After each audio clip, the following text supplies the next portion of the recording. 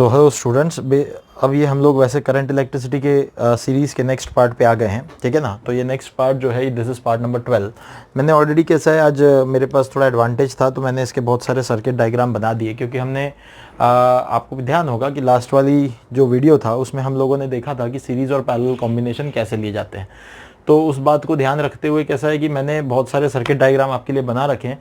ये circuit diagram मैंने last video से ही लिया है, और वो लास्ट वीडियो से जो मैंने लिया था उसी सर्किट डायग्राम को लेके मैं कंटिन्यू करके इस वाले वीडियो में थोड़ा इसको मैं सिंप्लीफाइड वे में थोड़ा और तरीके से एक बार मैं बताऊंगा, डायरेक्ट मेथड से बताऊंगा कैसे सॉल्व करते हैं, और फिर मैं आगे बढ़ूंगा। बहुत सारे सर्किट डायग्राम आज आपके पास हैं, बहुत सारे सर्किट डायग्राम आपके लिए मैं लाया हूं, उनको हम डिस्कस करेंगे वन बाय वन। तो चलो आगे बढ़ते हैं और आज का जो ये वीडियो है इसको आगे बढ़ाते हैं, है ना। तो वही सर्किट डायग्राम से आगे बढ़ते हैं हम लोग, और थोड़ा सा यहाँ पे मैं अब फटाफट से आपको एक बार इसको बहुत डायरेक्ट बहुत ही फास्ट में करके बताने वाला हूँ इसको।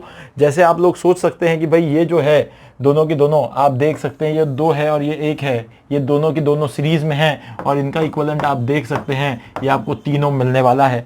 थोड़ा पेन को और ब्रॉड कर देता हूँ मैं, थोड़ी विजिबिलिटी अच्छी होगी। 3 ओम हो जाएगा, वो 3 ओम और 6 ओम। अगर आप देखें 3 और 6, मैंने बार बार बोला है 6 और 3 जब भी पैरेलल में हो जाए तो आर इक्विवेलेंट जो है वो आप लिख सकते हैं 6 और 3 अपॉन 9, यानी ये काट लो 3 1 जा 3 2 जा 6 3 आएगा 2, 60 30 आएगा 20, 6 3 आएगा 2। यानी आपको ये समझ में आता है कि ये जो पूरा की पूरा सर्किट है, इस पूरे के पूरे सर्किट के अंदर आपका जो इक्विवेलेंट रेजिस्टेंस बन रहा है वो आपके पास आ रहा है 2 ओम का, ठीक है। अब वो 2 ओम के साथ ये वाला जो 4 ओम है वो आपको दिख रहा है यहाँ पे, ये पूरा 2 ओम, उसके साथ 4 ओम, 2 ओम 4 ओम 6 ओम जो है वो पैरेलल सीरीज में आ गया। यानी आपके पास ये वाला हो गया 6 ओम, फिर ये 6 ओम 3 ओम के साथ आप देख सकते हैं पैरेलल है, तो 6 और 3 कितना हो जाएगा, फिर से 2। यानी ये जो पूरा की पूरा सर्किट है, अगर आप इसको देखेंगे तो ये बहुत ही छोटे सर्किट में रिड्यूस हो जाएगा। यहाँ पे आएगा एक आपके पास 2 ओम, यहाँ पे आएगा नीचे 4 ओम, यानी ये 4 ओम, ये वाला 2 ओम और ये वाला 4 ओम, और ये 120 वोल्ट, ठीक है। 4 2 6 और 4 10 10 जो है आपका आर इक्विवेलेंट आ गया। आर इक्विवेलेंट आपके पास 10 ओम आ गया। अब 10 ओम के हिसाब से आपके पास करंट ओम 100 लगा लो, तो यहां से जाने वाला जो आई है equals to V by R, that is 120/10। एक जीरो काट लेंगे तो 12 एम्पियर करंट आ गया बहुत आसानी से। ये हो गया ओरल। अब मामला ये है कि भाई यहां से जो जा रहा है वो 12 एम्पियर है, यहां से जो जा रहा है वो भी 12 एम्पियर है, यहां से जो जा रहा है वो भी 12 एम्पियर है, यहां से जो आ रहा है वो भी 12 एम्पियर है, यहां से जो आ रहा है वो भी 12 एम्पियर है, यहां से जो आ रहा है वापस 12 एम्पियर है। पर इधर जाके मामला बदल जाता है, इधर जाके मामला बदल जाता है। हाँ सर, वही तो दिक्कत की चीज है। तो यहां पे आप देखोगे तो ये 3 भागों में करंट चलेगा। बस अब हमको इस बारे में सोचना है कि ये 3 भाग में करंट कैसा जाएगा। मैं बहुत ओरली बताने की बात कर रहा था, मैं ओरली बताऊंगा। मैंने ये कहा था पहले भी कि ये जो पूरी ब्रांच है मेरे पास, ये देखो ये बड़ा गोला जो ब्लू वाला बनाया था वो 2 ओम है, और 2 और 4 6 ओम है। यानी इस तरीके से अगर मैं थोड़ा सा इसको देखूं तो यहां मैं इसी सर्किट को अगर आप देखो तो मैं इस पूरे पार्ट को 2 और 4 कुछ ऐसा लिख सकता हूं। ये मेरे पास आ गया एक पार्ट 2 और 4 मिला के, और ये दूसरा पार्ट मैं इसको ऐसा बना दूंगा, बड़ा सिंपल बना दूंगा। ये मेरे पास आ गया 3 ओम वाला रजिस्टर ये वाला, और ये 2 और 4 पूरा मिला के हो गया 6 ओम वाला रजिस्टर। यहां से मेरे पास मुझे पता है 12 एम्पियर का करंट आ ही रहा है। अब मुझे इसको डिवाइड करना है। एक कन्वेंशन मेरा ध्यान रखना हमेशा कि जो रेजिस्टेंस का रेशो है, यहाँ 1:2, मैं रेजिस्टेंस के रेशो को लिखूंगा गोला बना के 1:2, ये रेजिस्टेंस का रेशो है। पर इसमें जो करंट आएगा पैरेलल में उल्टे रेशो में आता है, वो आएगा 2:1। बिना गोले वाला जो है वो करंट का वैल्यू है, और गोले वाला जो है वो रेजिस्टेंस का वैल्यू है। रेजिस्टेंस है 1:2 तो करंट आएगा 2:1, इनवर्स रेशो होता है। इसका मतलब 2 भाग यहाँ आएंगे करंट के, 1 भाग यहाँ आएगा। पर पहले तो 3 भाग करंट के इक्वल बनाने पड़ेंगे। 12 के 3 भाग बनाओ, 12 के 3 भाग बनाओ, 12 के 3 इक्वल भाग, 12 का 1 भाग बनेगा 4 का, 1 भाग बन जाएगा 4 का, 4 के 2 भाग जाएंगे इस ब्रांच में से, यानी इधर से जाएगा 8, और 4 का 1 भाग जाएगा इस ब्रांच से, यानी कि 4। ये हो गई कहानी खत्म। बस यहां तक अगर आ गए आप, तो अब थोड़ा मुझे इसके अंदर और जाना पड़ेगा, क्योंकि मुझे तो 2 ओम जो यहां पे मेरे पास दिया हुआ है, ये जो 2 ओम का रजिस्टर है, मुझे उसमें से करंट निकालना है। तो मुझे इस ब्रांच को फिर से सेपरेट करके बनाना पड़ेगा। बड़ा सिंपल है, फिर से इसको सेपरेट करके बना लेते हैं। फिर से ये ब्रांच हमें देखनी है, तो यहां से जो एंट्री हुई है वो 4 की हुई है, वो 4 की हुई है। यहां से जो निकलेगा वो भी 4 एम्पियर ही निकलेगा। यहां से जो जाएगा, मैं इसको थोड़ा ऐसा जोड़ देता हूं, देखो व्हाइट से जोड़ रहा हूं इस तरफ, तो ये वाली ब्लैक वाली को अब छोड़ दो, ये कुछ नहीं है ना, तो ये व्हाइट से जुड़ा, तो इधर जो घुस रहा है वो 4 है, इधर से निकलने वाला भी 4 है, यानी 4 का डिवीजन यहाँ होने वाला है। अब मैं इतनी ब्रांच को फिर से रीड्रॉ कर लेता हूं, तो ये मेरे पास आ गया 6 और ये वाला मेरे पास आ गया 3, ये 6 ओम और ये वाला 3 ओम, मेरे पास यहां से आ रहा है 4 एम्पियर। मेरे ख्याल से यहां पे बात सही होगी आपके दिमाग में। फिर यहां पे आप रेजिस्टेंस का रेशो देखोगे तो 2:1, तो करंट जाएगा 1:2, फिर करंट के 3 भाग, तो 4 एम्पियर अगर पूरा करंट है उसके 3 इक्वल भाग बनाने, तो एक भाग होगा 4/3 का, एक भाग होगा 4/3 का, एक जाएगा इसमें से 4/3 और 2, सॉरी थोड़ा सा ये हल गया, और 2 भाग जाएंगे इसमें से, यानी वो जाएंगे 8/3, और इस 3 एम्पियर के अंदर ही हमारा 2 एम्पियर का रजिस्टर है। ये देखो ये वाला 2 एम्पियर का रजिस्टर वो 3 के अंदर ही है, तो इसमें से जो फाइनली करंट जा रहा है वो है 8/3, वो इस तरीके से मैं निकाल सकता हूं। यहां से जो जा रहा है वो है 4/3, और इधर से जो जा रहा है ऑलरेडी मैंने निकाला था, वो निकाला था मैंने 8, तो ये वाला 8 एम्पियर, 4/3 एम्पियर, 8/3 एम्पियर, 8/3 प्लस 4/3, यानी आप देख लोगे तो 12/3 यानी 4 एम्पियर ये हो गया, 4 एम्पियर और 8 एम्पियर मिला के 12 एम्पियर ये हो गया। देखो ये चीज बन गई। सो this is the kind of way through which you can solve this questions very easily. मैं थोड़ा सा आगे बढ़ता हूं नेक्स्ट क्वेश्चन की तरफ। This is my again one more question, find the equivalent resistance between A and B. This is your point A and this is your point B. तुरंत देखते ही आपको आंसर आ जाना चाहिए, तुरंत देखते ही आंसर आ जाना चाहिए आपके। If current is 2 ampere, if I is 2 ampere, यहां से जा रहा होगा करंट आई, वो 2 एम्पियर दिया हुआ है। Find the potential drop across each resistor, ये भी आपसे पूछा जा रहा है। सबसे पहले आर ए बी निकाल दो आप, तो आर ए बी निकाल दो। आपको दिख रहा है 4 और 4 जो है वो पैरेलल में है। जब 2 सेम रेजिस्टेंस पैरेलल में होते हैं तो उनका इक्विवेलेंट आधा हो जाता है, तो 4 और 4 हो जाएगा 2 और 2 और 2, ये तीनों हो गए सीरीज में, 2 2 4 और 2 6, यानी 6 ओम का आ गया। इसके बाद आपके पास जो पोटेंशियल ड्रॉप है हर एक के अक्रॉस, आपको बस ओम्स लॉ लगा देना है। ये V इक्वल टू यहाँ पे IR लगा देना है, तो यहाँ पे V जो है IR यानी IR, I कितना रहा है 2 एम्पियर, 2 इंटू करोगे तो 4 वोल्ट का पोटेंशियल ड्रॉप यहाँ आ जाएगा। यहां से करंट जो डिवाइड होगा, जबकि सेम रेजिस्टेंस है तो आधा आधा डिवाइड हो जाएगा, यानी यहां से जाएगा 1 एम्पियर, यहां से भी जाएगा 1 एम्पियर। इसको डिवाइड करने में कोई दिक्कत नहीं है। उल्टा रेशो तब लेते जब रेजिस्टेंस की वैल्यू अलग अलग होती, अभी तो डायरेक्टली हाफ हाफ हो गया। यहां पे पोटेंशियल ड्रॉप हो जाएगा IR यानी 4 वोल्ट, यहां पे भी पोटेंशियल ड्रॉप आ जाएगा IR यानी कि 4 वोल्ट, ठीक है ना। तो 4 वोल्ट उधर, 4 वोल्ट इधर, 4 वोल्ट इधर भी, और इधर से फिर से करंट कितना जाएगा आपको पता चलना चाहिए। 2 एम्पियर आ रहा था, एक एक हुआ, फिर वापस यहां से आ गया 2 एम्पियर, तो यहां पे पोटेंशियल ड्रॉप आ जाएगा फिर से IR के बराबर, यानी 2 इंटू 2 करोगे तो 4 वोल्ट आ जाएगा। इस तरीके से आप इसको सॉल्व कर सकते हो, बहुत ही सिंपल है। Potential drop across each resistor निकल गया। जितनी देर में मैं सॉल्व करूं, क्वेश्चन को पॉज किया करो, क्वेश्चन को पॉज करने के बाद खुद सॉल्व किया करो। ये वीडियो थोड़ा सा लंबा बन रहा है, इसलिए हमें थोड़ा सा फास्ट चलना होगा इसमें। तो मैं आ जाता हूं नेक्स्ट फ्रेम के ऊपर। नेक्स्ट फ्रेम में अगेन आपके पास ये है 2 पॉइंट्स, मैं सॉल्व कर रहा हूं, उससे पहले पहले आप भी फटाफट भागें। ये है आपके पास 2 पॉइंट A और B, है ना। इसको आपको सॉल्व करना है, इसके अक्रॉस आपको रेजिस्टेंस निकालना है। तो आपको दिख रहा है ये दोनों कैसे हैं, ये दोनों सीरीज में हो गए। यहां से एक करंट जाएगा I1, यहां से एक करंट जाएगा I2, तो I1 सेम ही करंट यहां से जाएगा, इसलिए दोनों सीरीज में हो गए। I1 I2 दोनों डिफरेंट करंट है, इसलिए दोनों पैरेलल में हो गए। इसका मतलब 10 और 20 कितना हो रहा है, यहाँ पे आपको दिख रहा है कि इन दोनों का कॉम्बिनेशन में आपको मिलेगा इक्विवेलेंट 30 ओम, सॉरी इसमें मिलेगा आपको 30 ओम, और 30 ओम के साथ यहाँ 60 ओम पैरेलल है, तो RA भी जो आपको मिल जाएगा वो आएगा 60 और 30 का मिल जाएगा सीधे सीधे 20। आपको अगर नहीं समझ में आता तो मैंने बताया भी है, 60 इंटू 30 अपॉन 60 प्लस 30 यानी 90, 3 से काटो, 3 से काटो, 3 को 20 से काटोगे 60 मिल जाएगा, 20 ओम आ जाएगा। Very simple. कैलकुलेशन बड़े फास्ट करो, लाइटनिंग फास्ट करो, ठीक है। अब आपको यहां देखना है इस सर्किट के अंदर, तो आपको दिख रहा है यहां से कोई करंट आ रहा है, फिर यहां डिवाइड हो रहा है, I1 आ रहा है, यहां जा रहा है I2 आ रहा है, यहां से I1 सेम जा रहा है, यानी इसका मतलब ये दोनों कैसे हो गए, सीरीज में हो गए।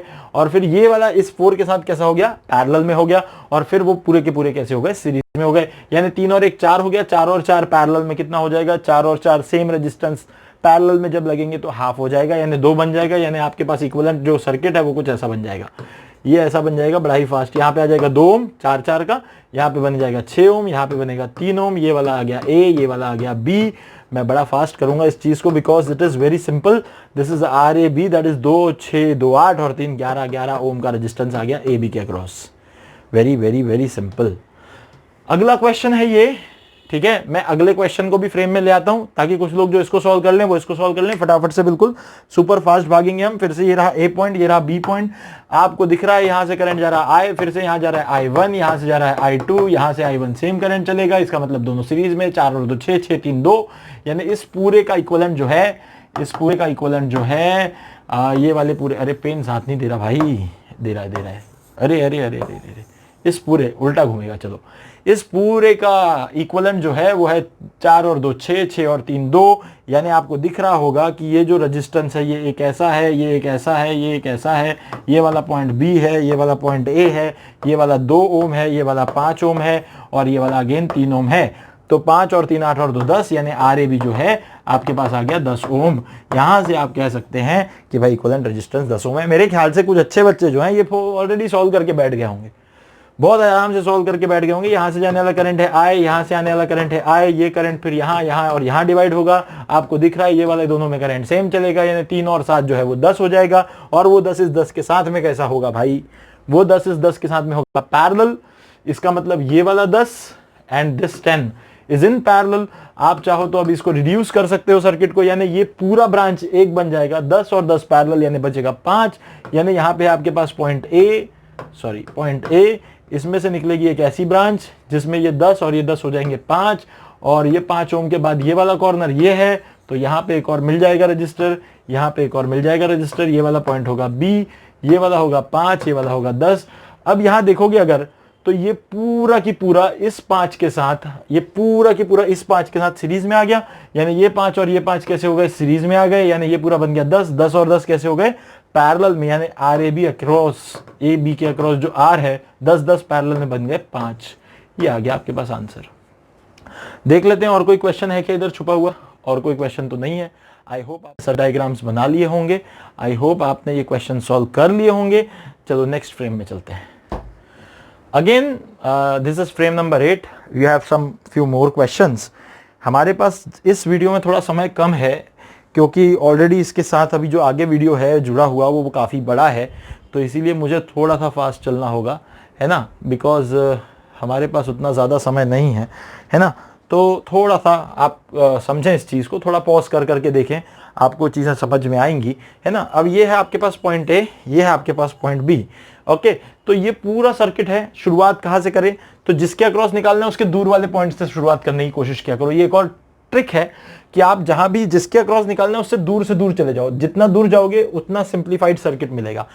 अब यहां जाओगे तो आपको देखो ऐसे भी देख सकते हो कि यहां से जा रहा था भाई करंट I, यहां से जा रहा था सर I1, यहां से जा रहा था I2, फिर इधर से तो I1 ही जा रहा था, फिर इधर से कुछ और चेंज हो गया तो ये I3 था और यहाँ था कुछ I4, पर ये I3 जो था ये I3 सेम था, ये भी सेम था, ये भी सेम था, ये था, ये सब में I3 चला था सर। ये बात तो तय हो गई मेरी, यानी जिसमें सेम करंट चला दे आर इन सीरीज, यानी 2 2 4 2 6 6 और ये 6, जबकि दोनों में करंट अलग अलग है तो ये वाला 6 और ये वाला 6 हो गया पैरेलल। तो 6 और 6 जब सेम रेजिस्टेंस पैरेलल में लगे तो उनका इक्विवेलेंट उनसे आधा होता है, तो 6 और 6 का आधा होके क्या बन जाएगा 3। तो आपको दिख रहा है कि ये 3, फिर यहाँ एक 3 और यहाँ एक 4, 3 3 और 4, 3 3 और 4, सेम करंट चलेगा भाई 3 3 और 4 में से, तो 3 3 6 और 4 10, 3 3 6 और 4 10। देखो सर्किट के क्वेश्चन ही बनाए इस तरह जाते हैं, यहां का पूरा आ रहा है 10।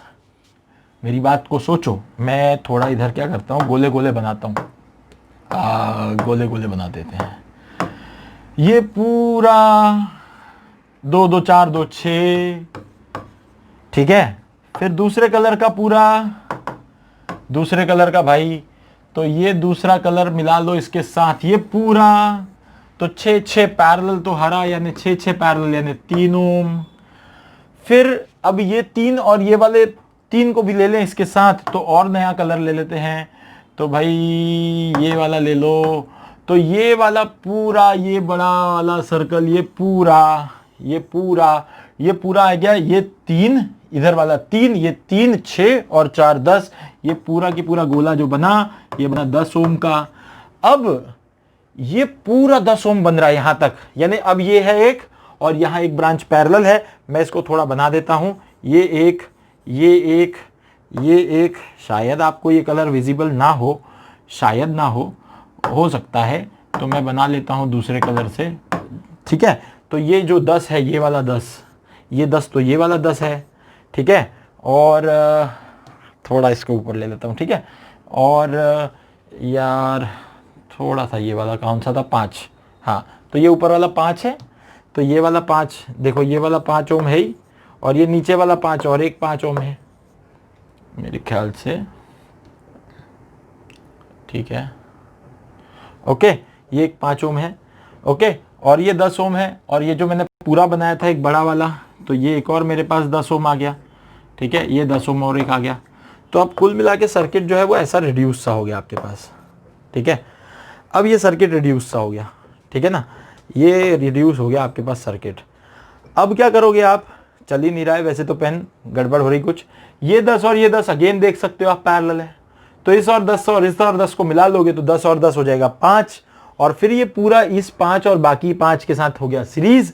यानी इसका मतलब जो रेजिस्टेंस है ए बी के अक्रॉस, देख रहे हो कैसा चल रहा है, देखो एकदम लटक लटक के चल रहा है, पता नहीं इसको कुछ हो गया है। 5 5 और 5 यानी कितना हो जाएगा 15, तो 15 ओम का रेजिस्टेंस आ जाएगा। ये इस तरीके से चलेगा, ठीक है ना। तो this is very simple again, है ना। आई थिंक आपके दिमाग में आई होगी चीज़ें, आई होप आप समझ पाए होंगे। बड़े सिंपल है, छोटे छोटे सर्किट हैं यार। कई बच्चे इसको बोल रहे होंगे कि सर क्या टाइम पास कर रहे हो, दूसरा कुछ पढ़ा देते। ये तो बहुत सिंपल है, हमने तो कर लिया पहले ही, बहुत ईजी है, हमें तो आ गया था, ठीक है। वेरी गुड है, अच्छी बात है, आ जाए तो बहुत ही अच्छी बात है, ठीक है। अब फिर से ये आ गया आपके पास पॉइंट ए, ये आ गया आपके पास पॉइंट बी, हाँ इसके दौरे खत्म हो गए, अब अच्छा चल रहा है फिर से, ठीक है। अब फिर से ये ए बी के अक्रॉस है, तो देखो भाई कहाँ जाएगा, तो कैसे जाएगा, तो आप समझ सकते हो यहाँ से कुछ करंट आ जाएगा, फिर ये डिवाइड होगा 1 2 3 4 और ये 5 भागों में। तो इसमें सेम करंट, ये तो सीधा चल के यहाँ से निकल जाएगा, ये ऐसा जाके ऐसा आएगा, ये ऐसा जाएगा, ऐसा जाएगा, ऐसा जाएगा, ऐसा जाएगा, कोई सीरीज में दिख रहा है क्योंकि यहाँ से जाके फिर डिवाइड होगा, यहाँ से जाके फिर डिवाइड होगा, यहाँ से जाके फिर डिवाइड होगा, ये वाला दिख रहा है यहाँ से यहाँ जाएगा। ये वाला करंट जो है ऐसा भी जाएगा, ऐसा भी जाएगा, ऐसा भी जाएगा, सेम ही करंट चल रहा है भाई 3 ओम और 3 ओम के पास, तो 3 और 3 हो गए 6, 6 और ये वाला 6, देखो जरा ये 6 और ये 6, ये 6 और ये 6, आप देखो 6 और 6 दोनों कैसे दिख रहे हैं, 6 और 6 दिख रहे हैं दोनों पैरेलल में, 6 और 6 पैरेलल में बनेंगे 3, यानी ये पूरा की पूरा जो बना, ये बना आपके पास 3 ओम, ये बना आपके पास 3 ओम। तो इसमें जो दोनों में मिलके करंट जा रहा था, ये वाला करंट और ये वाला करंट और ये वाला, ये दोनों मिलके करंट इसमें से जा रहा है, यानी जो इस पूरी ब्रांच में से जा रहा है वो अकेले इसमें से जा रहा है, यानी सेमी करंट जा रहा है। यानी ये 3 ओम और ये 3 ओम कैसे हो गए, आप समझ सकते हैं, ये 3 ओम और ये 3 ओम जो है वो दोनों हो गए सीरीज में, ये 3 और ये 3, यानी आप देखोगे कि ये पूरा 3, ये वाला 3, 3 और 3 पैरेलल में बन गए 6, देखो जरा ये बन गए 3 और 3 6, देखोगे तो ये 6 और ये 6 फिर से कैसे हो गए, ये 6 पूरा बन गया, ये पूरा भूल जाओ, ये पूरा सर्किट क्या बन गया, पूरा सर्किट 6 बन गया, और ये 6 6 के साथ लगा हुआ है, ये 6 और ये 6 कैसे हो गए, देखो जरा पैरेलल में हो गए। तो आपको दिख रहा होगा कि यहां तक का पूरा सर्किट, ये पूरा सर्किट जो है, यहां तक का पूरा सर्किट, ये 6 और ये 6 के साथ ये पूरा सर्किट दे देता है मुझे 3 ओम दे देता है, 6 और 6 पैरेलल यानी 3 ओम देता है। अब इस पूरे को मैं रिड्यूस करके देखो, थोड़ा सिंप्लीफाई करता हूं, ये ए पॉइंट है मेरा, ये ए पॉइंट है, ये पूरा जो ब्लू वाला मैंने सर्कल बनाया, देखो बड़ा वाला ब्लू वाला जो सर्कल बनाया, इस सबको छोड़ के मैं सिर्फ एक रजिस्टर लगा के काम निपटा दूंगा। ये सब छोड़ के मेरा एक ही रजिस्टर है, वो 3 ओम का, और ये ब्लू वाले के जस्ट बाद से मेरा ये वाला रजिस्टर चालू हो रहा है। तो मैं ये वाले को बना देता हूं, अब इसके बाजू में ये वाला बना देता हूं, मेरे पास ये 3 ओम है, और ये वाले पॉइंट से यहां तक, ये वाले पॉइंट से यहां तक, यानी ये वाला एक जो है ये एक 6 ओम है, देखना जरा, ये 3 ओम है, ये वाला एक 6 ओम है। ये मैंने क्या बनाया पता है, ये जो ब्लू वाला पूरा था ना, ये ब्लू वाला पूरा, ये पूरा ब्लू वाला, सॉरी, ये पूरा ब्लू वाला ये मेरा 3 ओम है, और ये पूरे ब्लू वाले के बाजू वाला ये 3 ओम, ये वाला 3 ओम है, और उसके साथ जो ये लगा हुआ है ये 6 ओम है। ये थोड़ा समझने की कोशिश करो। तो ये पूरा ब्लू 3 ओम 3 ओम, यानी ये वाली एक ही ब्रांच हो गई पूरी, यहां से सेमी करंट जाएगा, तो ये 3 और 3 फिर से 6 हो गए, और ये वाले 6 के साथ ये पैरेलल हो गए। तो अब इसके नीचे भी यहाँ पे देखोगे तो एक 3 ओम यानी ये वाला रेजिस्टेंस है, और उसके साथ जुड़ा हुआ है पॉइंट बी मेरा, पर ए और बी के बीच में भी एक डायरेक्ट रेजिस्टेंस लगा हुआ है, वो ये वाला, ये 3 ओम है, ठीक है। तो ये 3 हो गए 6 और 6 फिर से कैसे हो गए, ये 3 और ये 3 6 और 6 हो गए तुम्हारे पास, सॉरी 6 और 6 हो गए तुम्हारे पास, एक सेकंड, ये यहाँ का मिट रहा है, यहाँ वाला लिखना पड़ेगा मुझे, ये 3 ओम है ना, ये 3 6 और 6 हो गए पैरेलल, यानी फिर से 3, और वो 3 के साथ ये 3 फिर से सीरीज, ये 3 के साथ सीरीज, और वो 3 और 3 6, 6 और 3 आखिर में देखो जरा, मैं बताता हूँ, यहाँ देखो ये 3 और 3 6, 6 और 6 पैरेलल यानी 3, ये वाला एक 3 ओम का रजिस्टर है ये वाला। तो ये सर्किट कैसा बन गया, ये पूरे को देखो, ये पूरे को देखो, ये पूरे को देखो, ये बना 3 और 3 6, 6 और 6 बना 3। तो यहां से देखो ये कैसा बना, ये ए हो गया, यहाँ पे ये पूरे का बन गया 3 3 6, 6 और 6 3, यानी 3 एक तो ऐसा बना दूंगा और उसके बाजू में एक और 3 ऐसा बना दूंगा। यहां से नीचे बी आ जाएगा, ये वाला एक 3 है, ये वाला एक 3 है, देखो ये वाला 3 ये है और ये पूरे का जो 3 है वो ये है और उसके साथ एक और 3 है, यानी ये ऐसा 3 एक दिखा दूंगा। तो ये 3 और ये 3 अब अगेन देखोगे तो वो सीरीज में दिख रहे हैं, 3 और 3 कितने हो गए 6, 6 और 3 कितना होता है 2। तो आप सीधे आंसर बोल सकते हो कि जो RAB बनेगा, जो RAB बनेगा, it will be 6 and 3 that is 2 ohm, 6 and 3 in parallel that is 2 ohm. थोड़ा सा इसको बैठ के सोचो, एक एक चीज को सोचो, बड़ा मजा आएगा। कुछ नहीं है, 3 3 6 6 6 3 3 3 6 6 6 3 3 3 6 6 6 3 3 3 6 6 और 3 आखिरी में 6 और 3 2। एक और चीज बोलूंगा, ये 2 पॉइंट लेना हमने, तुम क्या करो यहाँ पे कोई दूसरे नए पॉइंट ले लो, इसको नाम CD दे दो, इस CD के अक्रॉस निकालो तो फिर से कैसा बनेगा। कोई और 2 पॉइंट कहीं ले लो, उनके अक्रॉस निकालो। जैसे मैंने एक एग्जाम्पल के तौर पर यहाँ लिया हुआ है, यहाँ पे मैंने क्या किया, देखो ये A, ये वाला A पॉइंट हो गया मेरे पास और ये वाला B, मैंने इसके अक्रॉस निकालना है। कोई दिक्कत नहीं, कहीं के भी 2 पॉइंट लो यार, कहीं के भी 2 पॉइंट लो, क्यों नहीं निकाल सकते, हर 2 पॉइंट के अक्रॉस निकाल सकते, बस उसका सूत्र ढूंढो, उसका सोर्स ढूंढो, कहां से दौड़ सकते हैं, ठीक है ना। तो बस सूत्र ढूंढो, मुझे थोड़ा देखना पड़ेगा ये कितना है, still we have some time, okay, no worries, कुछ समय है हमारे पास। मेरे पास 8 फ्रेम्स हैं, चौथे पे हम हैं अभी। इनफाइनाइट लैडर का केस शायद मुझे थोड़ा आज के लिए छोड़ना पड़ेगा, फिगर यहाँ बने हुए हैं, मैं उसे बाद में डिस्कस करूंगा भले ही, बट ये वीडियो की लेंथ बहुत बड़ी हो जाने के कारण हमें थोड़ा रोकना पड़ेगा। अब इसके ऊपर आ जाए, इसके ऊपर आ जाए तो देखो ये A और ये B, अब इसके ऊपर भी सर्किट नीचे भी सर्किट, पर सेम करंट वाली फिर से ढूंढो चीजें, यहाँ कुछ जाएगा, यहाँ कुछ जाएगा, यहाँ कुछ जाएगा, यहाँ कुछ जाएगा, ये करंट सेम चलेगा, यहाँ वाला सेम चलेगा, यानी ये दोनों सीरीज में। ऊपर वाला दिख नहीं रहा है सर, ऊपर वाला दिखाओ पहले क्या है, हाँ देख लो भाई, ऊपर वाला 20 और 30 सीरीज में, नीचे वाले 20 और 30 सीरीज में।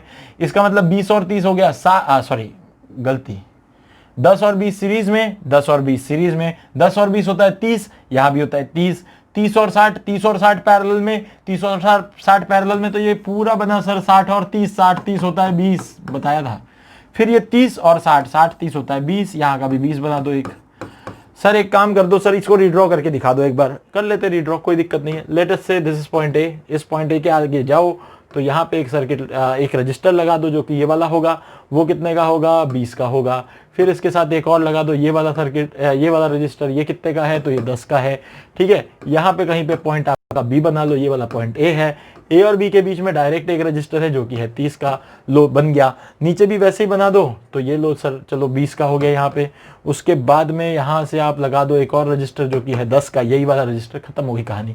20 और 10, अब यहाँ से सेम करंट, यहाँ से सेम करंट, 20 और 10 30, 20 और 10 30, 30 30 30, 30 के 3 पैरेलल में, तो जो RAB बनेगा 30 के 3 सेम रेजिस्टेंस पैरेलल में, तो उनका इक्विवेलेंट उनका 1/3, 3 है ना तो 1/3, तो 30/3, 30/3 करोगे यानी 10 ओम का आपको इक्विवेलेंट रेजिस्टेंस मिल जाएगा, काम ही खत्म हो जाएगा। It's very simple.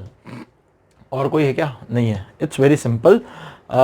Next frame पे आ जाओ, नेक्स्ट फ्रेम पे आ जाओ, मैं सॉल्व करूंगा, आप फर्स्ट भी करेंगे सेकंड भी करेंगे। आपके लिए मैंने ये सेकंड वाला फ्रेम, सेकंड वाला क्वेश्चन भी फ्रेम में ला दिया अंदर। मैं फर्स्ट करते रहूंगा जब तक आपका सेकंड हो जाना चाहिए, ये होप मैं करता हूं।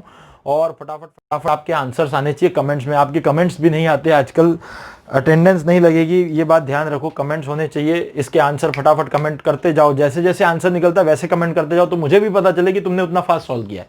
आज जितने भी क्वेश्चन कराऊंगा सबके आंसर उस मोमेंट पे कमेंट पे आने चाहिए। पॉज करो, 10 सेकंड का पॉज करो, तुरंत कमेंट करो, 10 सेकंड का पॉज करो, तुरंत कमेंट करो, मुझे आंसर चाहिए। अब तक के कुछ लोगों के आंसर आ गए होंगे, ऐसी आशा करते हैं।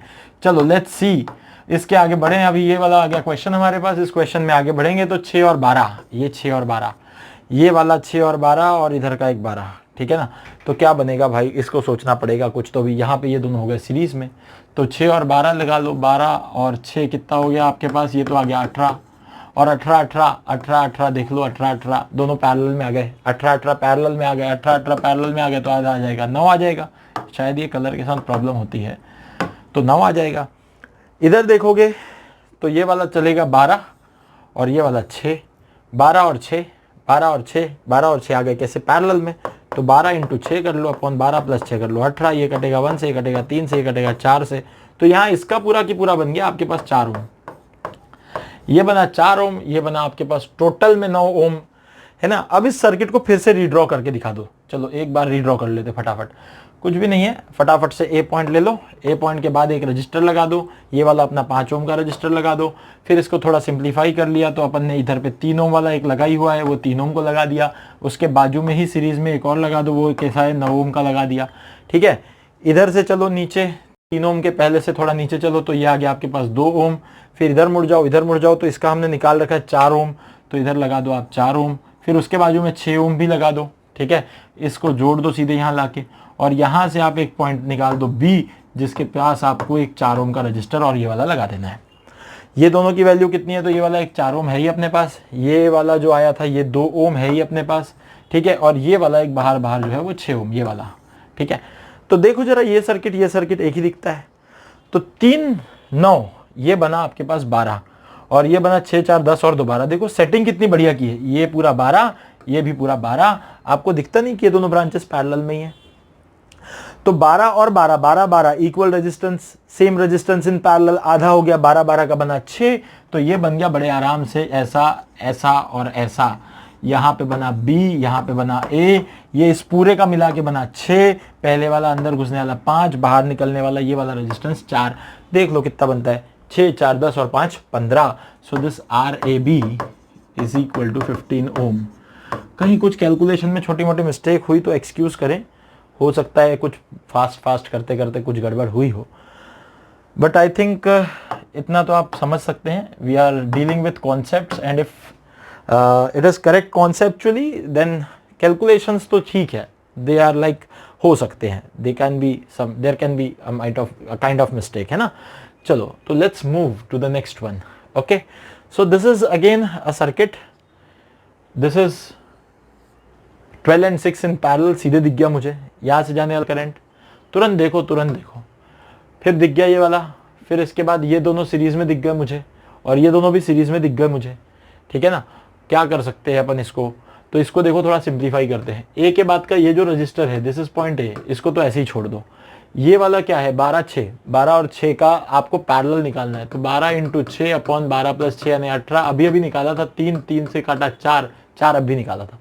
फिर ये 4 और 8 कैसे हो गए बोलो, 4 और 8 हो गए आपके पास, 4 और 8, 4 और 8 हो गए सीरीज में, तो 8 और 4 हो गया 12, तो ये एक आपने लगा दिया 12 ओम का रजिस्टर। फिर अब ये नीचे वाली जो ब्रांच है ये एक और ब्रांच आ गई हमारे पास, तो ये कितनी हो गई 45 और 15, ये दोनों सीरीज में हो गए ये दोनों, तो ये हो गए आपके पास 60 ओम्स। इसको जोड़ दो ऐसा, दिस इज 60 ओम, ठीक है।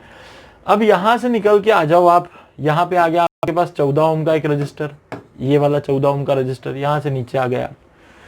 अभी आप एक बात सोचो, तो ये एक डायरेक्ट वायर लगा हुआ है, तो मैं चाहूं तो इस वाले पॉइंट से सीधे इस पॉइंट को जोड़ के 12 ओम, यानी मैं कुछ ऐसा कर सकता हूं, देखो मैं ऐसा भी कर सकता हूं इसको, this is my 12 ohm resistor, ये वाला, ठीक है ना। अब मैं और एक चीज कर सकता हूं कि ये वाली जो पूरी ब्रांच है ये दोनों तो सीरीज में है, तो मैं क्या कर सकता हूं यहां से एक ऐसा रजिस्टर लेके ऐसा बना दूं, और ये जो पूरा है ये मेरे पास शायद 2 ओम था और ये वाला 6 ओम था, तो ये 2 और 6 तो मेरे पास सीरीज में ही है, 2 और 6 कितना हो गया, तो ये 8 ओम हो गया, ठीक है ना। ये 8 और 12 दिख गया मुझे, और इधर से मेरे पास ये वाला पॉइंट जो है देखो 14, ये सब पॉइंट आ रहे हैं बी पे, तो ये मेरे पास आ गया बी पॉइंट, पर यहाँ पे एक और मेरे पास 3 ओम का रजिस्टर है। देखो मैंने इस सर्किट को ऐसा स्क्वीज कर दिया, पूरा छोटा बना दिया, कोई भी दिक्कत नहीं है। अब सिंपल है, 12 और 60 मेरे पास पैरेलल में, उसके साथ 14 सीरीज में, फिर वो तीनों पैरेलल में 8 12 और ये वाला ब्रांच, और फिर ये जो ए के साथ एक 3 ओम है ये, और ये पूरी ब्रांच का जो भी आएगा वो, और ये 3 पूरे सीरीज में हो गए। अभी फटाफट निकाल देते हैं, तो 12 इंटू 60 अपॉन 12 प्लस 60 यानी 72, 12 6 जा काटो तो ये 10 जा कट जाएगा, तो ये पूरा आ गया 10, 10 और 14 आ गया, तो ये पूरा जो है मेरे पास 10 और 14, थोड़ा सा फास्ट करना पड़ेगा आपको, तो ये जो पूरा है ये 10 और 14, ये मेरे पास आ गया 10 और 14 यानी 24 आ गया। अब आप देख सकते हैं कि 24 12 और 8 ये मेरे पास तीनों पैरेलल में आ गए।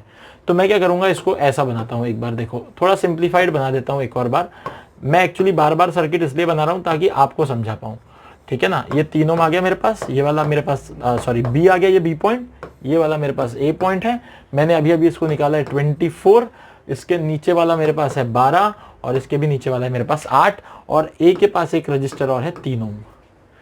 तो 12, 24 और 8 का पैरेलल निकालना है आपने। तो पहले 12, 24 का निकाल लो, फिर उसके साथ 8 का लगा देना। इस तरीके से आप इसको सॉल्व करोगे, इसको सीरीज में लगाओगे, आंसर आ जाएगा। मेरे ख्याल से मैं इसको यहाँ छोड़ सकता हूँ। आई होप आप कर सकते हो। कुछ भी नहीं करना है आपने, इस फ्रेम को भी हमने खत्म कर लिया। 12, 24 और 8 का पैरेलल, उसके साथ 3 और 3 का सीरीज। फटाफट से मुझे आंसर बताना कमेंट बॉक्स में आपने क्या आंसर निकाले हैं, ठीक है। फिर हम आगे बढ़ते हैं। चलो, इसके बाद में यहां से आगे मैं कुछ क्वेश्चन और हैं जो मैं फिलहाल अभी इस वीडियो में नहीं डील करता, बिकॉज ऑलरेडी इसकी लेंथ बहुत बड़ी हो गई है। तो मैं यहां तक चलता हूं। ये हमारा कॉम्बिनेशन हो गया। इसके बाद अभी हम लोग क्या करते हैं कि हम लोग व्हीटस्टोन ब्रिज में चलते हैं, ठीक है। कॉम्बिनेशन के कुछ क्वेश्चंस थोड़े से बचे हुए हैं, वो मैं नेक्स्ट वीडियो में कंटिन्यू करूंगा, ठीक है ना। जो मैं क्या बोलते हैं सिमेट्रिक सर्किट के साथ डील कर लूंगा।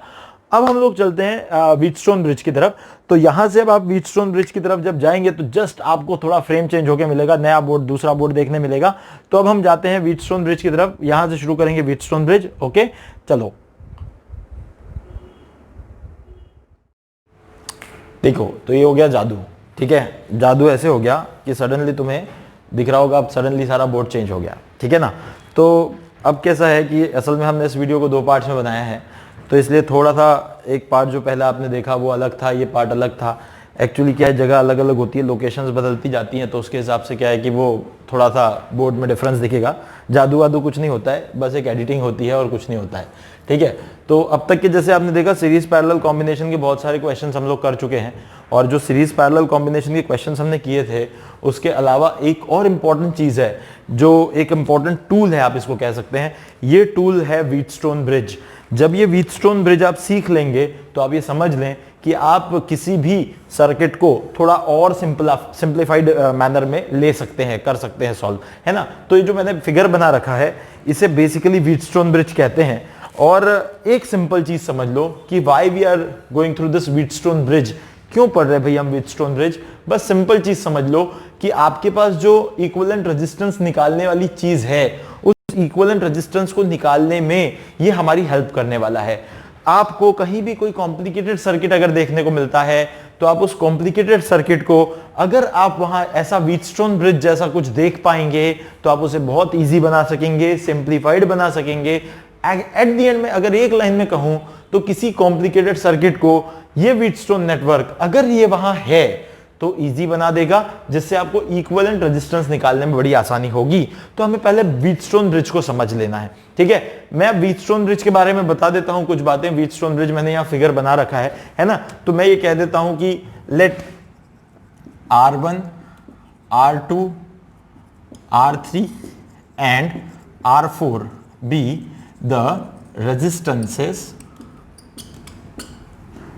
connected as shown in figure, ठीक है। And this is galvanometer G। अभी तुम्हें गैल्वेनोमीटर पता नहीं चलेगा, बट मैं बताता हूं। G is the galvanometer. Galvanometer के बारे में हम अभी इस चैप्टर में लास्ट में पढ़ेंगे, जब हम इंस्ट्रूमेंट्स के बारे में बात करेंगे तब आप गैल्वेनोमीटर बहुत अच्छे से समझ जाएंगे। डोंट वरी अबाउट इट, बड़ा मजा आएगा उसमें भी। अभी फिलहाल ये समझ लो कि गैल्वेनोमीटर एक ऐसी चीज है, एक ऐसा इंस्ट्रूमेंट है जो करंट को सेंस करता है भाई। जस्ट उसमें से करंट गया, उसे फील हो गया करंट गया, मेजर नहीं करता, सिर्फ सेंस करता है। इसका मतलब जब करंट जाएगा तो ये गैल्वेनोमीटर के अंदर, यहाँ पे galvanometer is represented by capital G, यहाँ पे एक ना पॉइंटर लगा होता है। जैसे करंट जाता है तो जस्ट पॉइंटर डिफ्लेक्ट होता है, बस बाकी कुछ नहीं करता। गैल्वेनोमीटर मेजर नहीं करता, कुछ नहीं करता भाई, सिर्फ और सिर्फ वो उसको सेंस करता है। करंट पास हुआ, डिफ्लेक्शन आया, करंट नहीं आया तो फिर वो डिफ्लेक्शन चला गया, ठीक है। तो इस तरीके से जो गैल्वेनोमीटर है it just senses the current, okay. तो अब यहां हमने गैल्वेनोमीटर लगा रखा है, ठीक है। करंट अब डेफिनेटली जो गैल्वेनोमीटर है इसका खुद का भी कुछ रेजिस्टेंस होगा Rg, ठीक है। इसका खुद का भी कुछ रेजिस्टेंस होगा। जितने भी इंस्ट्रूमेंट हम बनाते हैं प्रैक्टिकली उनमें रेजिस्टेंस होता है, और वो रेजिस्टेंस को हम यहां कंसीडर कर लेंगे आरजी। एक बात और, वो काफी छोटा होगा बट स्टिल वो रेजिस्टेंस तो है, ठीक है। तो अब हमने गैल्वेनोमीटर लगा दिया। क्यों लगाया सर? कि इसलिए लगाया कि यहां से जाने वाले करंट को सेंस करना है, ठीक है। क्यों करना है, कैसे करना है, क्या होगा, वो सब बाद में समझाऊंगा, ठीक है। तो अब सबसे इंपॉर्टेंट चीज, मैं पहले इसका प्रूफ नहीं कराऊंगा, मैं पहले इसकी कंडीशन बता देता हूं, है ना। तो सबसे इंपॉर्टेंट चीज है कंडीशन फॉर बैलेंस्ड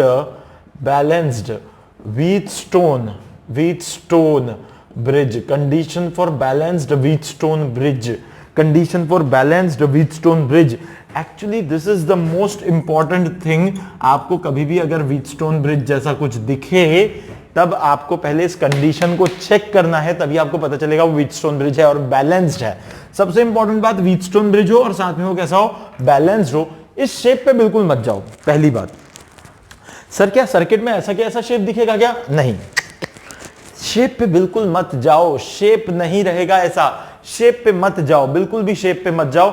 सिर्फ ऐसे 4 रजिस्टर्स आपको दिखेंगे, एक बीच में से जाने वाला 5वां रजिस्टर भी होगा। 5वां रजिस्टर यानी जो आरजी लिखा है, ये 5वां रजिस्टर मान लो आप, या तो इसको गैल्वेनोमीटर बोल दो, या तो आप इसको 5वां रजिस्टर बोल दो। ऐसी एक 5वीं रजिस्टेंस वहां लगा होगा, पर ऐसे ही शेप का व्हीटस्टोन ब्रिज हमें सर्किट में मिलेगा क्या? अगर आप पूछोगे तो मैं कह रहा हूं नहीं, शेप उसका कुछ भी हो सकता है, कैसा भी हो सकता है। ऐसा शेप ढूंढना मत, बस इस कंडीशन को ढूंढना। ये कंडीशन बहुत इंपॉर्टेंट है।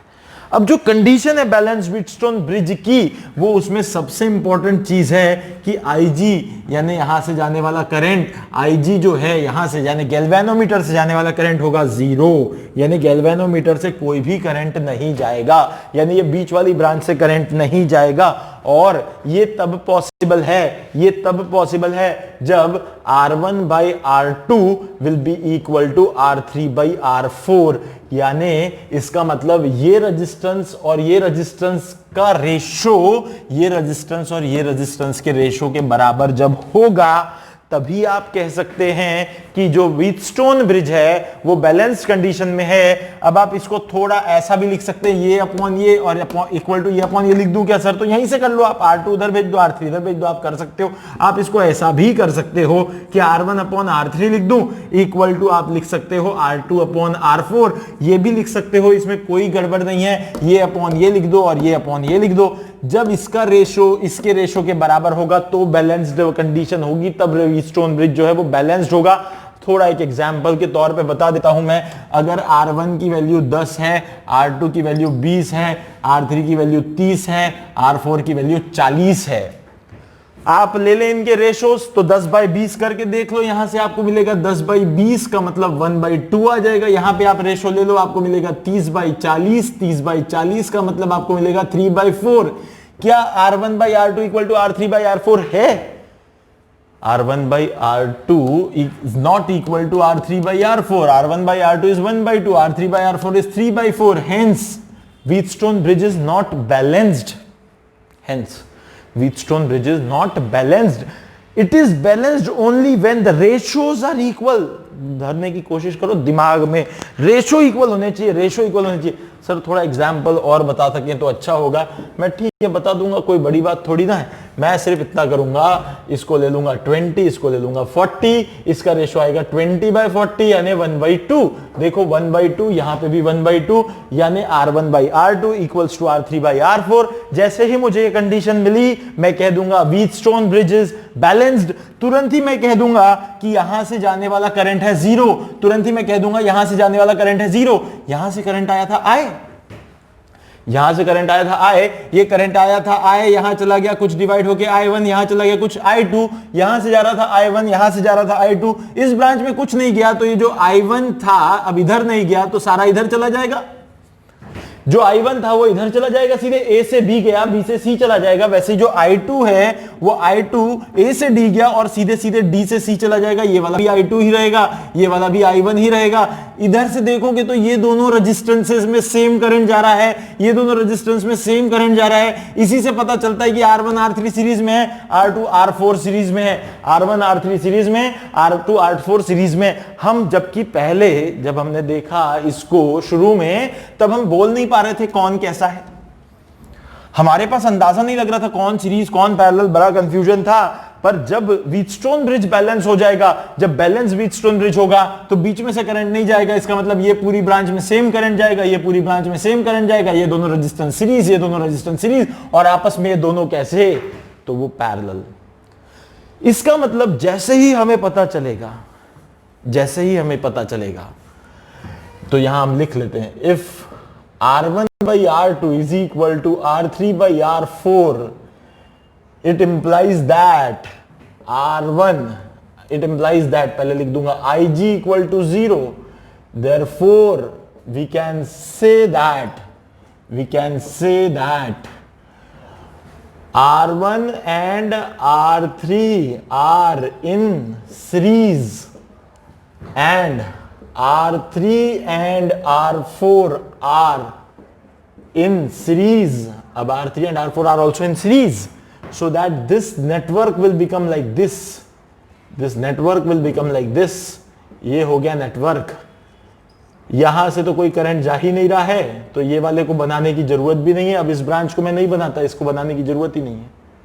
This is what R1, this is R3, this is R2, and this one is R4. Now this is some point A, this is some point B. If we ask you to find the equivalent resistance across AB, you can see that the current I1 is going through this part it is going I2, from this part it is coming I, R1 and R3 are in series, R2 and R4 are in series, so they are like you can say both are in series, so it will be मैं बाद में लिखता हूं इसको, मैं इसको थोड़ा एक बार सिंप्लीफाई और कर देता हूं। यहां से ये ऐसा बन जाएगा, यानी ये बन जाएगा R1 प्लस R3 और ये बन जाएगा R2 प्लस R4, ये पॉइंट आ जाएगा A, ये पॉइंट आ जाएगा B, यहां से हमें ये सर्किट मिलेगा। अब देखोगे तो ये दोनों कैसे आ रहे हैं भाई, ये दोनों आ रहे हैं पैरेलल में, तो अब RA भी आप बहुत आसानी से लिख सकते हो, ये दोनों का मल्टीप्लिकेशन अपॉन दोनों का सम, R1 R2 upon R1 plus R2 बताया था, दो रेजिस्टेंस जब भी पैरेलल में हो तो इन दोनों का मल्टीप्लिकेशन अपॉन सम, यानी R1 plus R3 into R2 plus R4 और अपॉन में सम, यानी R1 plus R2 plus R3 plus R4, this is the equivalent resistance. Actually देखो तुमने, देखो एक बहुत बढ़िया चीज हुई है यहाँ पे, एक बहुत बढ़िया चीज हुई है। अगर आप इस कंडीशन को दिमाग में भर लो, जब भी कहीं आपको ऐसा कुछ मिले, जब भी कभी आपको ऐसा कुछ मिले, तो आपको पता है ये दोनों सीरीज में, ये दोनों सीरीज में और आपस में सारे पैरेलल में, आपके पास आरे भी बहुत आसानी से आ जाएगा, बहुत फास्ट आप निकाल सकते हैं, बहुत आसानी से इसको सॉल्व कर सकते हैं। एक्चुअली व्हीटस्टोन ब्रिज को आपको सबसे पहले किसी भी सर्किट में ढूंढना पड़ेगा, आपको उसे फाइंड आउट करना पड़ेगा, एनालाइज करना पड़ेगा। जब आपको दिख जाएगा अरे हाँ ये दो रेजिस्टेंस का रेशो इसके बराबर आ रहा है, इसका मतलब ये चारों तो व्हीटस्टोन बना रहे हैं, जैसे ही चारों व्हीटस्टोन बना रहे हैं, बीच में कोई रेजिस्टेंस होगा उसको उड़ा देना, कोई दिक्कत नहीं है, कोई दिक्कत नहीं है, बीच वाले को उड़ा देना। बहुत सारे क्वेश्चंस कराऊंगा, अभी दिख जाएगा, अभी दिख जाएगा, थोड़ी देर में दिख जाएगा कि कैसे बैलेंस हो रहे हैं। किसी किसी के दिमाग में आएगा सर अगर उल्टा हो जाए रेशो तो R1 bye R2 equal to R3 bye, यानी उल्टा R4 बाय R3 हो जाए तो, यानी उल्टा, जैसे इसका रेशो 1:2 आ रहा है तो इसका 2:1 है, तो तब नहीं होगा।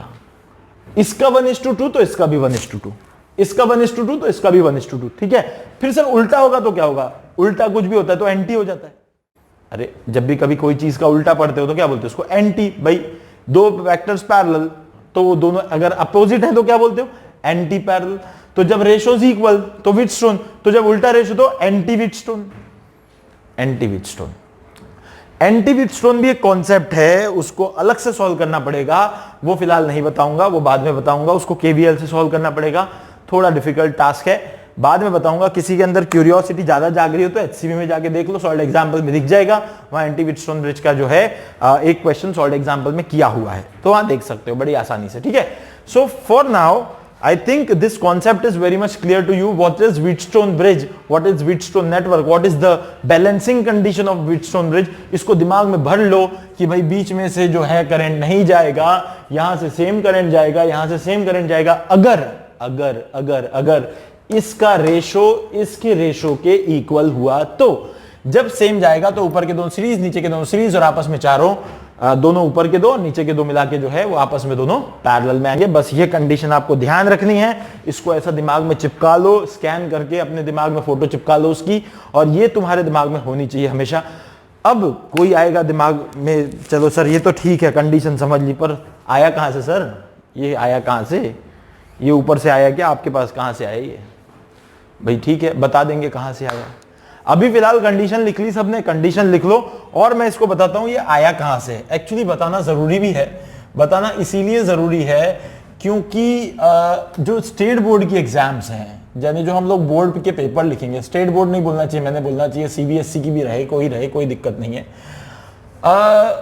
आप अगर सीबीएसई की भी एग्जाम देखोगे तो उसके अंदर आपको बैलेंस व्हीटस्टोन ब्रिज की कंडीशन के डेरिवेशन को पूछा जाता है, यानी ये आया कहां से। तो हम डेफिनेटली उसके प्रूफ की तरफ जाएंगे। मेरे ख्याल से आपने लिख लिया होगा, मैं इसको मिटा देता हूं, मैं इसको प्रूफ भी करके बताता हूं, फिर फटाफट से मैं इसके सर्किट डायग्राम्स ले लेता हूं, फिर इसके कुछ क्वेश्चंस करा दूंगा फटाफट से, ठीक है ना, क्योंकि अपने पास फिर एक ही टॉपिक बचेगा इक्विवेलेंट रेजिस्टेंस में, वो है सिमेट्रिक सर्किट। सिमेट्रिक सर्किट बता दूंगा नेक्स्ट वीडियो में, फिर ग्रुपिंग ऑफ सेल, फिर हम लोग आ जाएंगे इंस्ट्रूमेंट्स पे, ठीक है। तो let's have proof for it, ठीक है ना, इसका प्रूफ ले लेते हैं, ठीक है। इसीलिए करा रहा हूं क्योंकि बोर्ड्स में आपको लिखना पड़ेगा इसको, है ना, इसीलिए कराना जरूरी है, अदरवाइज मैं नहीं कराता, बट बोर्ड्स में जरूरी है, इसलिए थोड़ा सा 5-7 मिनट लगेगा। मैं बहुत सिंप्लीफाइड वे में बताऊंगा, फास्ट बताऊंगा और आपको मजा आ जाएगा। बस हाँ, एक बात, जो मैं पढ़ा रहा हूं conceptually it is correct 100%, but जब आप बोर्ड्स में लिखते हैं तो थोड़ा इलैबोरेटेड लिखना पड़ता है, आपको थोड़ा उसको बड़ा करके लिखना होता है, बहुत सारी थियरी इन्वॉल्व होती है उसके अंदर। तो आप सिर्फ ये ध्यान रखें कि जब बोर्ड में आप लिखने जाएंगे उसके पहले टेक्स्ट बुक पढ़ के जाएं, ताकि टेक्स्ट बुक से आपको ये समझ में आए कि लिखना कैसे है। मैंने कॉन्सेप्चुअली समझा दिया है, बस लिखने की बात आपके ऊपर है, ठीक है ना, तो आप इतना समझ लें बस, ठीक है ना। अब एक बात सोचेंगे, सबसे पहले हमें ये प्रूव करना है कि बैलेंसिंग कंडीशन कहां से आई। Proof for balancing condition, proof for balancing condition that is Ig equal to 0, हमें Ig इक्वल टू 0 प्रूव करना है। इसमें एक सबसे इंपॉर्टेंट बात है, सबसे इंपॉर्टेंट बात है जो मैं पहले भी बता चुका हूं, when there is a resistor between 2 points, जब भी कभी 2 पॉइंट्स के बीच में रजिस्टर होगा, then there must be potential difference to flow current from it। यानी अगर उसमें से करंट को फ्लो कराना है तो वहां पोटेंशियल डिफरेंस का होना जरूरी है। अगर रजिस्टर है लगा हुआ, उसके दोनों पॉइंट के अक्रॉस अगर पोटेंशियल डिफरेंस नहीं है तो वहां करंट फ्लो नहीं हो सकता, ठीक है, तो वहां करंट फ्लो बिल्कुल भी नहीं हो सकता। तो यहां गैल्वेनोमीटर जो मीटर लगाया गया है वो इसलिए लगाया गया है कि ऑब्जर्व करें कि करंट है कि नहीं। तो एक्चुअली क्या होता है, एक्सपेरिमेंट करते हैं जब इसका, तो यहां से देखते हैं कि भाई VA यहां पे जो है, यहां पे पोटेंशियल को मान लो VA, यहां के पोटेंशियल को मान लो VC, ठीक है, यहां का VA यहां का VC। अब VA और VC, अब अगर VA और VC यहां दिया हुआ है तो यहां से करंट जा रहा है I1, तो यहां पे जो पोटेंशियल ड्रॉप आएगा वो आएगा I1R1, इसके अक्रॉस आ जाएगा I1R1, और साथ ही साथ यहां से जो करंट जा रहा है वो जाएगा I2R2, ये वाला I2R, यहां जो पोटेंशियल ड्रॉप है, सॉरी, I2R2 करंट जा रहा है I2। अब एक बात है कि VB will be equal to VC if VB equal to VC। देखो ए तो कॉमन पॉइंट है, अब इन दोनों का पोटेंशियल सेम होगा, जब इक्वल होगा तब यहां से करंट नहीं जाएगा। देखो यहां पे VA अगर मान के चलो कि 10 वोल्ट था, मान के चलो 10 वोल्ट था, और मुझे VB इक्वल टू VC लाना है, क्योंकि VB इक्वल टू VC जब होगा तभी तो यहां से करंट नहीं जाएगा। अगर मुझे VB इक्वल टू, सॉरी गलती लिख दी, VB equal to VD, sorry, VB ये वाला पॉइंट का पोटेंशियल है, VD ये वाले पॉइंट का पोटेंशियल। अगर मुझे B और D को इक्वल लाना है, इसका मतलब ही ये है कि भाई तब यहां से करंट नहीं जाएगा, क्योंकि यहां रेजिस्टेंस लगा है, जब इनके बीच में पोटेंशियल डिफरेंस होगा तब यहां से करंट जाएगा। इसका मतलब यहां से करंट अगर जीरो करना है मुझे, Ig को अगर जीरो करना है, it means that VB equal to VD होना चाहिए। VB इक्वल टू VD होने के लिए, VB इक्वल टू VD होने के लिए, देखो यहां तो सेम पोटेंशियल था, A पे तो सेम ही था, दोनों ब्रांच, कौन सी ब्रांच, AB ब्रांच और AD ब्रांच, AB ब्रांच और AD ब्रांच में कॉमन तो A है, तो A पॉइंट पे तो सेम ही पोटेंशियल है। अब जो A पॉइंट पे पोटेंशियल है उसमें से कुछ यहां ड्रॉप हो गया और बचा हुआ VB में आ गया, और वैसे यहां पे कुछ ड्रॉप हो गया, बचा हुआ VD में आ गया। और अगर VB इक्वल टू VD करना तो जो ड्रॉप हुआ है वो कैसा होना चाहिए, वो कैसा होना चाहिए सोचो। अगर मुझे VB इक्वल टू VD करना है so that IG equal to 0, so it is possible only if I1 R1 is equals to I2 R2. This is equation number 1. बोलो, सोच के देखो भाई, सिंपल, फिर से सोचते हैं। मुझे यहां से करंट जीरो करना है, इसका मतलब इन दोनों के पोटेंशियल्स इक्वल होने चाहिए।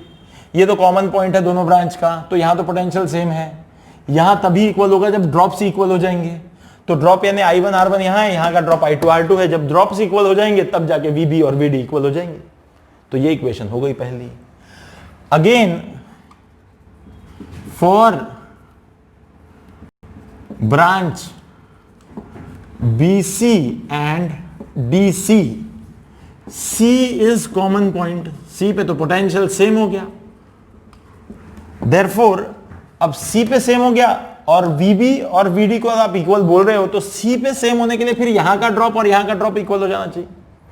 इधर का ड्रॉप कितना होगा, तो इसका ड्रॉप हो जाएगा I1 R1, सॉरी R क्या था, ये वाला R3 था, ये वाला R4 था, क्योंकि यहां से करंट नहीं जा रहा तो ये I1 ही आएगा, यहां से भी आएगा कौन सा I1, यहां से करंट तो जा नहीं रहा, इसलिए I1 यहां से आएगा, I1 R1 यहां आ गया। और यहां कितना हो जाएगा, तो यहां से जाने वाला करंट है I2, यहां से जाने वाला करंट है I2, तो ये जाएगा I2 R4। Again C is common point, इन दोनों का पोटेंशियल इक्वल, यानी ये वाले ड्रॉप भी इक्वल, यानी C is common point, then the drop across R3 and R4 must be equal, therefore क्या बन रहा है यहां से, I1 R3 है ये, and this is I2 R4, ये बराबर है I1 R3 will be equal to I2 R4. This is equation number 2. Now just divide 1 by 2, इसको इससे डिवाइड कर लो, तो ये क्या हो जाएगा, R1 by R3 is equal to R2 by R4. You can even say R1 by R2 equal to R3 by R4, and for this condition Ig equal to 0. That is the most important thing. For this condition Ig equal to 0 बड़ा easy है। Wheatstone bridge में जैसे ही ये दोनों का ratio इन दोनों के ratio के बराबर आया, तुरंत बोल दो बीच वाले से कोई करंट जा नहीं रहा, इसका मतलब यहां से सेम करंट, यहां से सेम करंट, दोनों सीरीज, ये दोनों सीरीज और आपस में फिर लास्ट में पैरेलल। बस इतना है व्हीटस्टोन ब्रिज का basic thought, basic concept Wheatstone का ये है। आई होप अभी यह बातें आपको समझ में आई होगी। बस अगर आप ये समझ पाए हैं तो अब हमें कुछ न्यूमेरिकल्स करने होंगे, कुछ इसके क्वेश्चंस करने होंगे। ये क्वेश्चंस हम लोग फटाफट से, मैं क्या करता हूँ, थोड़े से क्वेश्चंस फटाफट बनाता हूँ यहाँ, ठीक है ना, कुछ सर्किट डायग्राम्स बनाता हूँ, और सर्किट डायग्राम के साथ साथ ये आप लिख लें तब तक के, ठीक है ना, और लिखने के साथ साथ आप ये जो मैं सर्किट डायग्राम बना रहा हूँ उन्हें सॉल्व करना भी शुरू करें। मैं 3-4 सर्किट डायग्राम बनाऊंगा, फिर एक साथ सॉल्व कर दूंगा, ठीक है। तो फाइंड RAB, यानी आपको resistance across A and B point निकालना है, ठीक है। तो मैं फटाफट से सर्किट डायग्राम भी बना रहा हूँ, और ये एक्सपेक्टेड है कि आप लिख भी लेंगे फास्ट, और लिखने के बाद आप फटाफट से ये क्वेश्चंस भी सॉल्व करना शुरू कर देंगे। अब आपको सिंपल ये देखना है, सबसे पहले एक बात ध्यान रखो, हमेशा ऐसा ही शेप नहीं मिलेगा, मैं बार बार बोल रहा हूँ, हमेशा ऐसा ही शेप नहीं मिलेगा। आप सिर्फ ये समझें कि आपको वहाँ कंडीशन चेक करनी है कि भाई जो सेंटर वाला रेजिस्टेंस है उसमें से एक तो करंट जीरो तब होगा जब आपके जो ब्रांचेस हैं उन ब्रांचेस के रेजिस्टेंसेस के रेशो इक्वल आएंगे। आपको सिर्फ ब्रांचेस के रेजिस्टेंस के रेशोस को देखना है, और अगर वो आपको इक्वल मिल जाते हैं तो आपको फटाफट से उसको व्हीटस्टोन ब्रिज मानना है। ये मेरे ख्याल से सबने लिख लिया होगा, आई होप नहीं लिखा होगा भी तो आप पॉज करें और फिर उसको लिख लें, और या फिर आप बैक जाके देखें, है ना, दैट इज सफिशिएंट। और अब फटाफट से जिन लोगों ने लिखा है फास्ट, जैसे जैसे मैं सर्किट बना रहा हूँ वैसे वैसे ही आप फटाफट से एकदम फास्ट जो है सॉल्व करते जाएं। अगर आप मुझसे सॉल्व करने से पहले ही आंसर निकाल के बैठ गए तो मानेंगे कि आपने कुछ सीखा है, ठीक है। Don't wait for me to solve the question, मैंने आपको कॉन्सेप्ट समझा दिया है। अब सारा खेल आपके हाथ में है, ठीक है ना, और आप फटाफट से सॉल्व करें। ठीक है, और आंसर्स निकाल के बैठें आराम से, फिर हम एक एक आंसर को चेक कर लेंगे कि आपने जो आंसर निकाले हैं वो सही है क्या। ठीक है, सो मैं ऑलरेडी 2 क्वेश्चंस दे चुका हूं बोर्ड पे, ये थर्ड है। Very fast I am trying कि आपको एक भी मिनट खाली ना रखा जाए। ठीक है, और बेसिकली हमारा मोटिव, मैंने पहले भी कहा है, इस चैनल में यही है कि हम आपको सिर्फ और सिर्फ ये पूरे 1 घंटा या 1 घंटा 5 मिनट 10 मिनट, कभी कभी 1 घंटा 20 मिनट भी हो जा रहा है, इस समय के दौरान हम आपको पूरी तरह बिजी रखें और एक्सट्रीमली सिर्फ और सिर्फ एक्सट्रीम लेवल पे पढ़ाई से रिलेटेड चीज़ें ही डिस्कस करें आपके साथ। यहाँ पे सिर्फ वही चीज़ें डिस्कस हो जो आपके एकेडमिक लेवल को ग्रो करा सकें। ठीक है, सो मेरे हिसाब से आप भी ये टारगेट्स रखें ड्यूरिंग, आप जब ये चैनल पे आते हैं हमारे पास, तो आप ये अपना टारगेट बनाए रखें कि आपके दिमाग में भी एक ही पॉइंट होना चाहिए कि मुझे बस और बस सिर्फ यहाँ एकेडमिक ग्रोथ करनी है अपनी, और ये 1 घंटा या 1.25 घंटा जितना भी टाइम आप देखते हैं वीडियो, उस दौरान आपके दिमाग में एक ही चीज़ चलती रहनी चाहिए कि मुझे यहाँ से बस सीख के जाना है। ठीक है, और अगर हम आपको इस समय में कुछ अच्छा दे पाए तो डेफिनेटली ये एक बहुत अच्छी चीज़ होगी।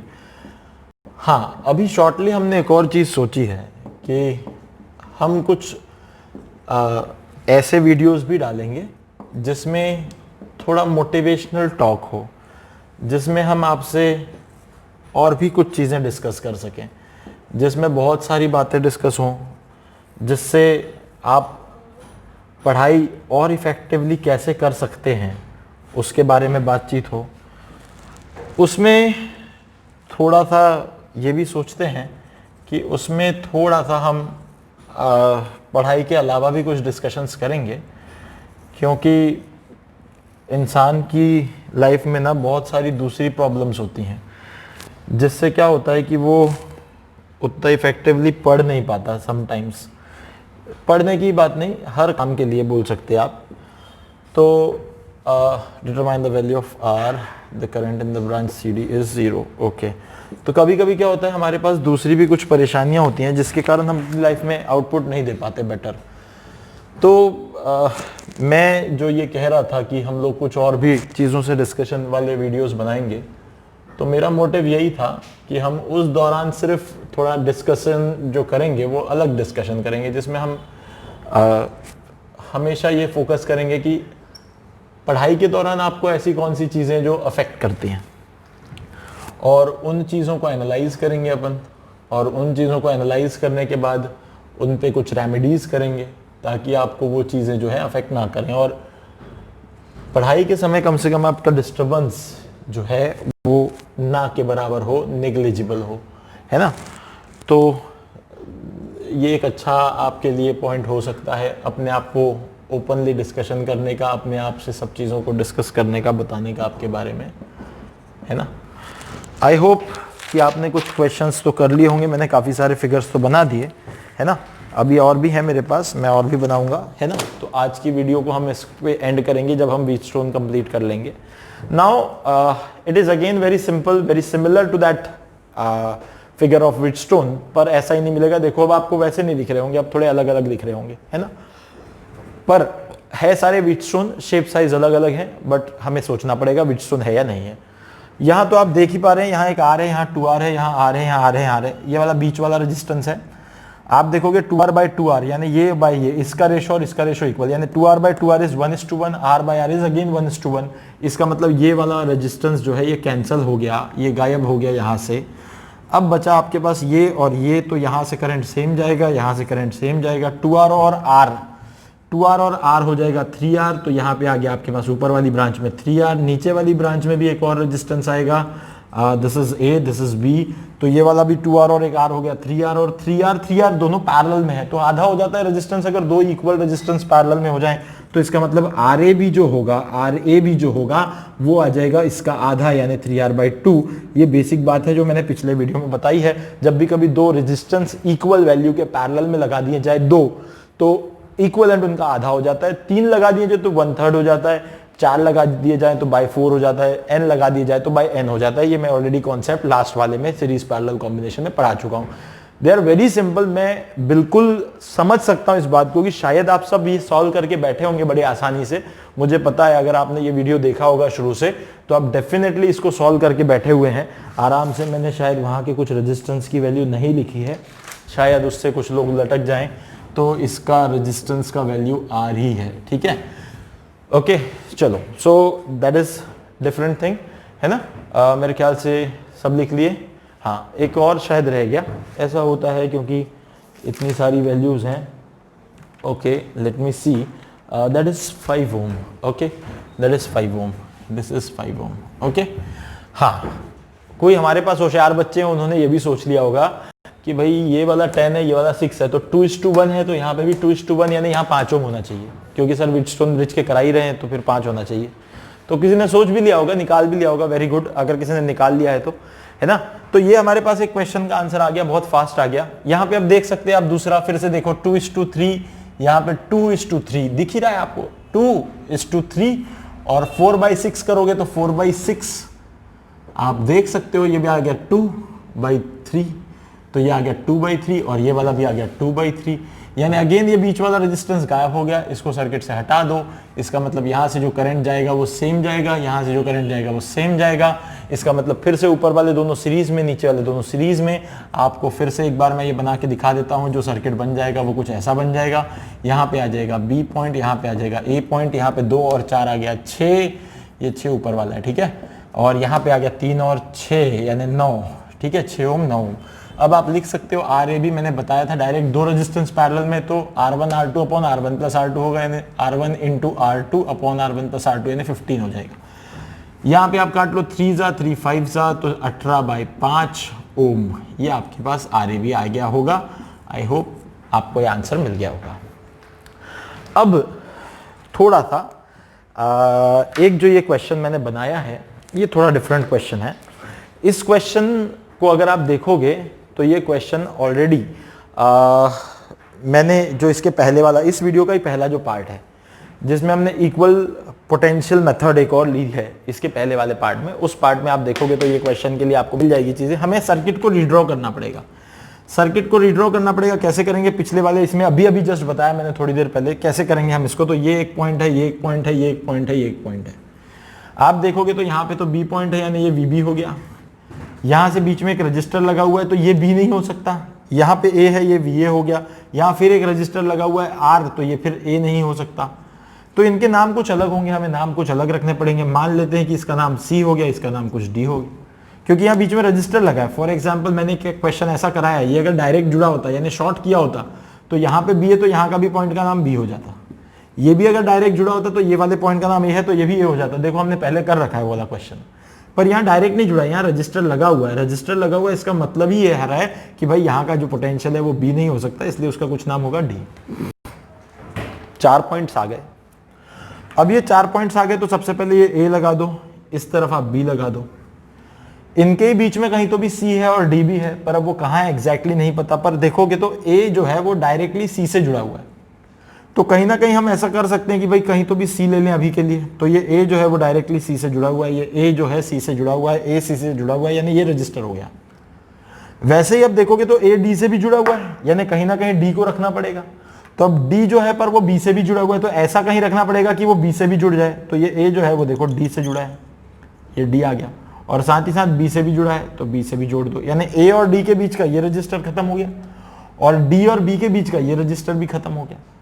अब आपके पास क्या बचा, तो D और C भी जुड़ा है, तो D और C यानी ये लो ये वाला बन गया। देखो वैसे ही कुछ बनता दिख रहा होगा आपको। और C और B भी जुड़ा है, तो C और B के लेके ऐसा जोड़ देंगे भाई, ये हो गया। अब सारे रेजिस्टेंस R के हैं तो ये R हो गया, R हो गया, R हो गया, और ये भी R हो गया। इसका मतलब देख लो कि ये 1/1 यानी ये फिर गायब हो गया, व्हीटस्टोन बन गया। तो यहाँ से सेम करंट, यहाँ से सेम करंट, तो जो आर ए बी है, R R two R, R R two R, अब मैं फिर से सर्किट नहीं बनाऊंगा, और टू आर पैरेलल में, तो टू आर का आधा जाके बन जाएगा आर। मेरी बात समझ सको तो समझो, यहाँ पे एक 2R लगा है ऊपर, यहाँ पे भी एक 2R लगा है, 2R पैरेलल में है, इसका मतलब उससे आधा हो जाएगा। This is 2R, this is also 2R, this is A, this is B, so this is in parallel is R। बड़ा सिंपल। अब नेक्स्ट क्वेश्चन पे आ जाते हैं।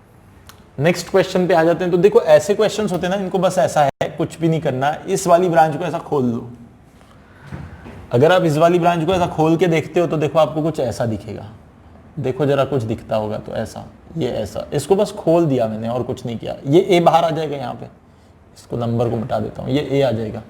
अब खोल दोगे तो यहाँ से तो गायब हो जाएगा ना भाई, खोल दोगे तो ये थोड़ी ना रहेगा। अब देखो क्या दिखता है, इस बी को भी खोल दो, इधर रख दो। अब देखो जरा क्या दिखता है, देखो जरा क्या दिखता है, समझ में आ गया होगा। फिर से वही चीज हो गई, यहाँ आर यहाँ आर, तो 1:1, फिर 1:1, फिर ये वाला रेजिस्टेंस गायब हो गया, ये गायब हो गया, यानी ये दोनों सीरीज, ये दोनों सीरीज, यानी फिर से वही चीज आ गई, यही वाली, यानी आर और आर, ये आ गया फिर से 2R। ये बहुत सिंपल है एक्चुअली। कुछ लोग शायद नहीं समझ पा रहे होंगे, पर कुछ लोगों को लग रहा होगा सर क्या बोर कर रहे हो, ये तो बहुत सिंपल है, हमें तो दिख गया था पहले ही, हमने निकाल लिया है आंसर पहले से ही। हो सकता है, बट देखो मुझे सबके लिए सोचना होगा, तो इसीलिए मुझे थोड़ा सा बताना तो पड़ेगा ही। तो ये again very simple question, this is again a simple question, this one, now this one. तो इसके लिए अगर आप देखें, मैं एक काम करता हूं, मैं इसको तो मिटा देता हूं, मैं एक क्वेश्चन है मेरे पास और मैं वो क्वेश्चन दे देता हूं। तो एक्चुअली क्या होगा, जिन लोगों के हो गए हैं ना ये क्वेश्चन, उनको बिजीनेस मिल जाएगा, थोड़ा सा उनको कुछ मिल जाएगा काम करने के लिए, ठीक है। तो मैं एक काम करता हूं, मैं एक क्वेश्चन और लिख देता हूं, जो लास्ट क्वेश्चन वैसे भी मुझे कराना ही है, ठीक है। सो उससे क्या होगा कि लोग जो बाकी हैं ना, उनके लिए कुछ काम आ जाएगा, ठीक है। सो ठीक है। अच्छा अच्छा, यहाँ पे अपन ने लिखा नहीं है, फाइंड आर इक्विवेलेंट एंड, ये I है, ये I1 है, ये I2 है। Find R equivalent and, find R equivalent I1 and I2, ठीक है। ये सब निकालना है, वैसे आर इक्विवेलेंट तो निकाल लिया होगा तुमने, I1 I2 भी निकाल देंगे, ठीक है। ये हो गया। इसके बाद एक लास्ट क्वेश्चन है मेरे पास, उसको देख लेते हैं फटाफट, क्वेश्चन नंबर 4। सो इसमें आपको दिया हुआ है इस तरीके से एक सर्किट, ठीक है। यहाँ पे आपको दिया हुआ है एक और 20 ओम, ये दिया हुआ है 10 ओम, ये दिया हुआ है 5 ओम, ठीक है। फिर यहाँ से एक वायर जा रहा है ऐसा, ये आपको मिल गया यहाँ पे 60 वोल्ट, ठीक है। दिस इज 60 वोल्ट 1 ओम। अच्छा, ये बैटरी में देख लो अब क्या दिया हुआ है, समझ गए होंगे शायद बात को। 6 ओम, 3 ओम, एक और रेजिस्टेंस लगा है यहाँ से इस तरीके से, दिस इज 16 ओम, ठीक है। तो ये हो गया। अच्छा, सो इधर से आने वाला करंट है I, और इधर से कुछ डिवाइड होके जा रहा है I2, इधर से जा रहा है I3, और इधर से जा रहा, सॉरी I1 नहीं लिखा ना अपने, इसको I1 ले लेते हैं ना। I1 ये हो गया, I2 हो गया, ये वाला I3 हो गया, ये वाला I4 हो गया, ठीक है। तो इस तरीके से जा रहा है सब कुछ, है ना। R equivalent and current through each resistor, okay. यहाँ क्वेश्चन जो है, find R equivalent and, find R equivalent and I1 और I1, I2, I3 and I4, यानी हर ब्रांच में आपने जो करंट लिया है सब निकालने हैं आपको, है ना। काफ़ी अच्छा रिवीजन हो जाएगा, पोटेंशियल के हिसाब से काफ़ी कुछ समझ जाएंगे इसमें आप, ठीक है ना। तो ड्यूरिंग द टाइम मैं इन दोनों क्वेश्चंस को सॉल्व करूँ, आप लोग इसको सॉल्व करें, ठीक है। तो चलो वापस इस पे आ जाते हैं, है ना। अगेन इसमें क्या कह रहे हैं, determine the value of R, current in the branch CD is 0, CD is this one, तो यहाँ करंट 0 है, इसका मतलब ये कहीं नहीं है, इसका मतलब वही है, फिर से बैलेंसिंग वाली कंडीशन आ गई है, यानी ये अपॉन ये इक्वल टू ये अपॉन ये है। इसका मतलब 10 upon R will be equal to 5 upon 20, ठीक है। तो 5/20, तो आप R की वैल्यू निकाल दो, तो ये कितना आ जाएगा आपका 5R इक्वल टू 200 आ गया, तो यहाँ से R इक्वल टू आ गया 40, ठीक है, तो 40 ही आ रहा है ना, हाँ 40 ही आ रहा है, तो वो दिख भी रहा है 1:4 1:4, तो 1:4, देखो ये 1:4 है ना, ये 1 है, ये 4 टाइम्स है, तो ये 1 है तो इसका 4 टाइम्स क्या होना चाहिए, 10 का 4 टाइम्स क्या होना चाहिए 40, तो वैसे ओरली भी आप लिख सकते हैं। तो ये एक चीज हो गई। अब यहां से अगर हम आगे बढ़े हैं तो they are very simple questions. Actually equivalent जो रेजिस्टेंस वाली जो बात होती है ना, ये बड़ा सिंपल होता है, इसमें काफ़ी आसानी से हम लोग क्वेश्चंस कर सकते हैं, they are very easy questions, है ना। ये तो बात अपनी हो गई। अब इसमें आर इक्विवेलेंट पूछ रहे हैं आपसे, और इसमें पूछ रहे आई, I1 और I2, है ना। तो मैं ये कह सकता हूँ इसी का बड़ा रूप वो है, ठीक है, तो इसको ही थोड़ा और एक और ब्रांच लगा दिया, वहां से वैसा बन गया। अब आप देखोगे तो सारी की सारी चीजें लगभग सेम ही दिख रही है आपको, ठीक है ना। तो यहां से आप देखोगे ये आ गया 2:1 का रेशो, यानी 10/5 is 2:1, 6/3 और 2:1, इसका मतलब तुरंत ही इसको गायब कर दो, ये हट जाएगा, यहां से जाएगा सीरीज, यहां से जाएगा सीरीज, तो 10 × 6, तो पहले मैं आर इक्विवेलेंट निकाल लेता हूँ, तो 10 + 6 आ गया 16, अब थोड़ा डायरेक्ट लिखूंगा, इनटू R1 R2 डायरेक्ट कर रहा हूँ, इनटू 5 3 15 अपॉन 16 + 15, ठीक है। तो ये कितना आ रहा है आपके पास में, कुछ तो भी आ जाएगा, 16 यानी कितना आ गया 16, 16 का हो गया 160, 160 240, 10 और 6 16, 5 और 3, सॉरी गलत लिख दिया मैंने, 5 और 3 कितना हो गया 8, तो यहाँ पे आ गया 16 + 8, ठीक है। तो कुछ भी नहीं है, 16 × 8 अपॉन 24 आ गया, तो इसको काट लो, 3 से काट लो, तो ये आर इक्विवेलेंट मेरे ख्याल से आता है 16/3, ये आर इक्विवेलेंट आता है 16/3 ओम्स, ठीक है। अब ये आर इक्विवेलेंट 16/3 आ गया। अब इसके बाद में मुझे क्या करना है, तो ये सर्किट कुछ इस तरह बन गया भाई। अब सिंपल, ये इसमें पूरा आर इक्विवेलेंट लगा देते हैं अपन, और यहाँ से एक पोटेंशियल वाला बैटरी लगा देते हैं, जिसका जो V है, ये V जो है 1/3 लिया हुआ है, ये 16/3 का रेजिस्टेंस है, यहाँ से जाने वाला करंट I है, तो I = V/R, ओम्स लॉ अपना V/R यानी 16/3, देखो 3 3 कट जाएगा, तो ये कितना आ जाएगा 1/16, तो I = आ गया आपके पास 1/16 एम्पियर, इतना आ गया I, ठीक है। एक तो ये तरीका हो गया भाई फटाफट से।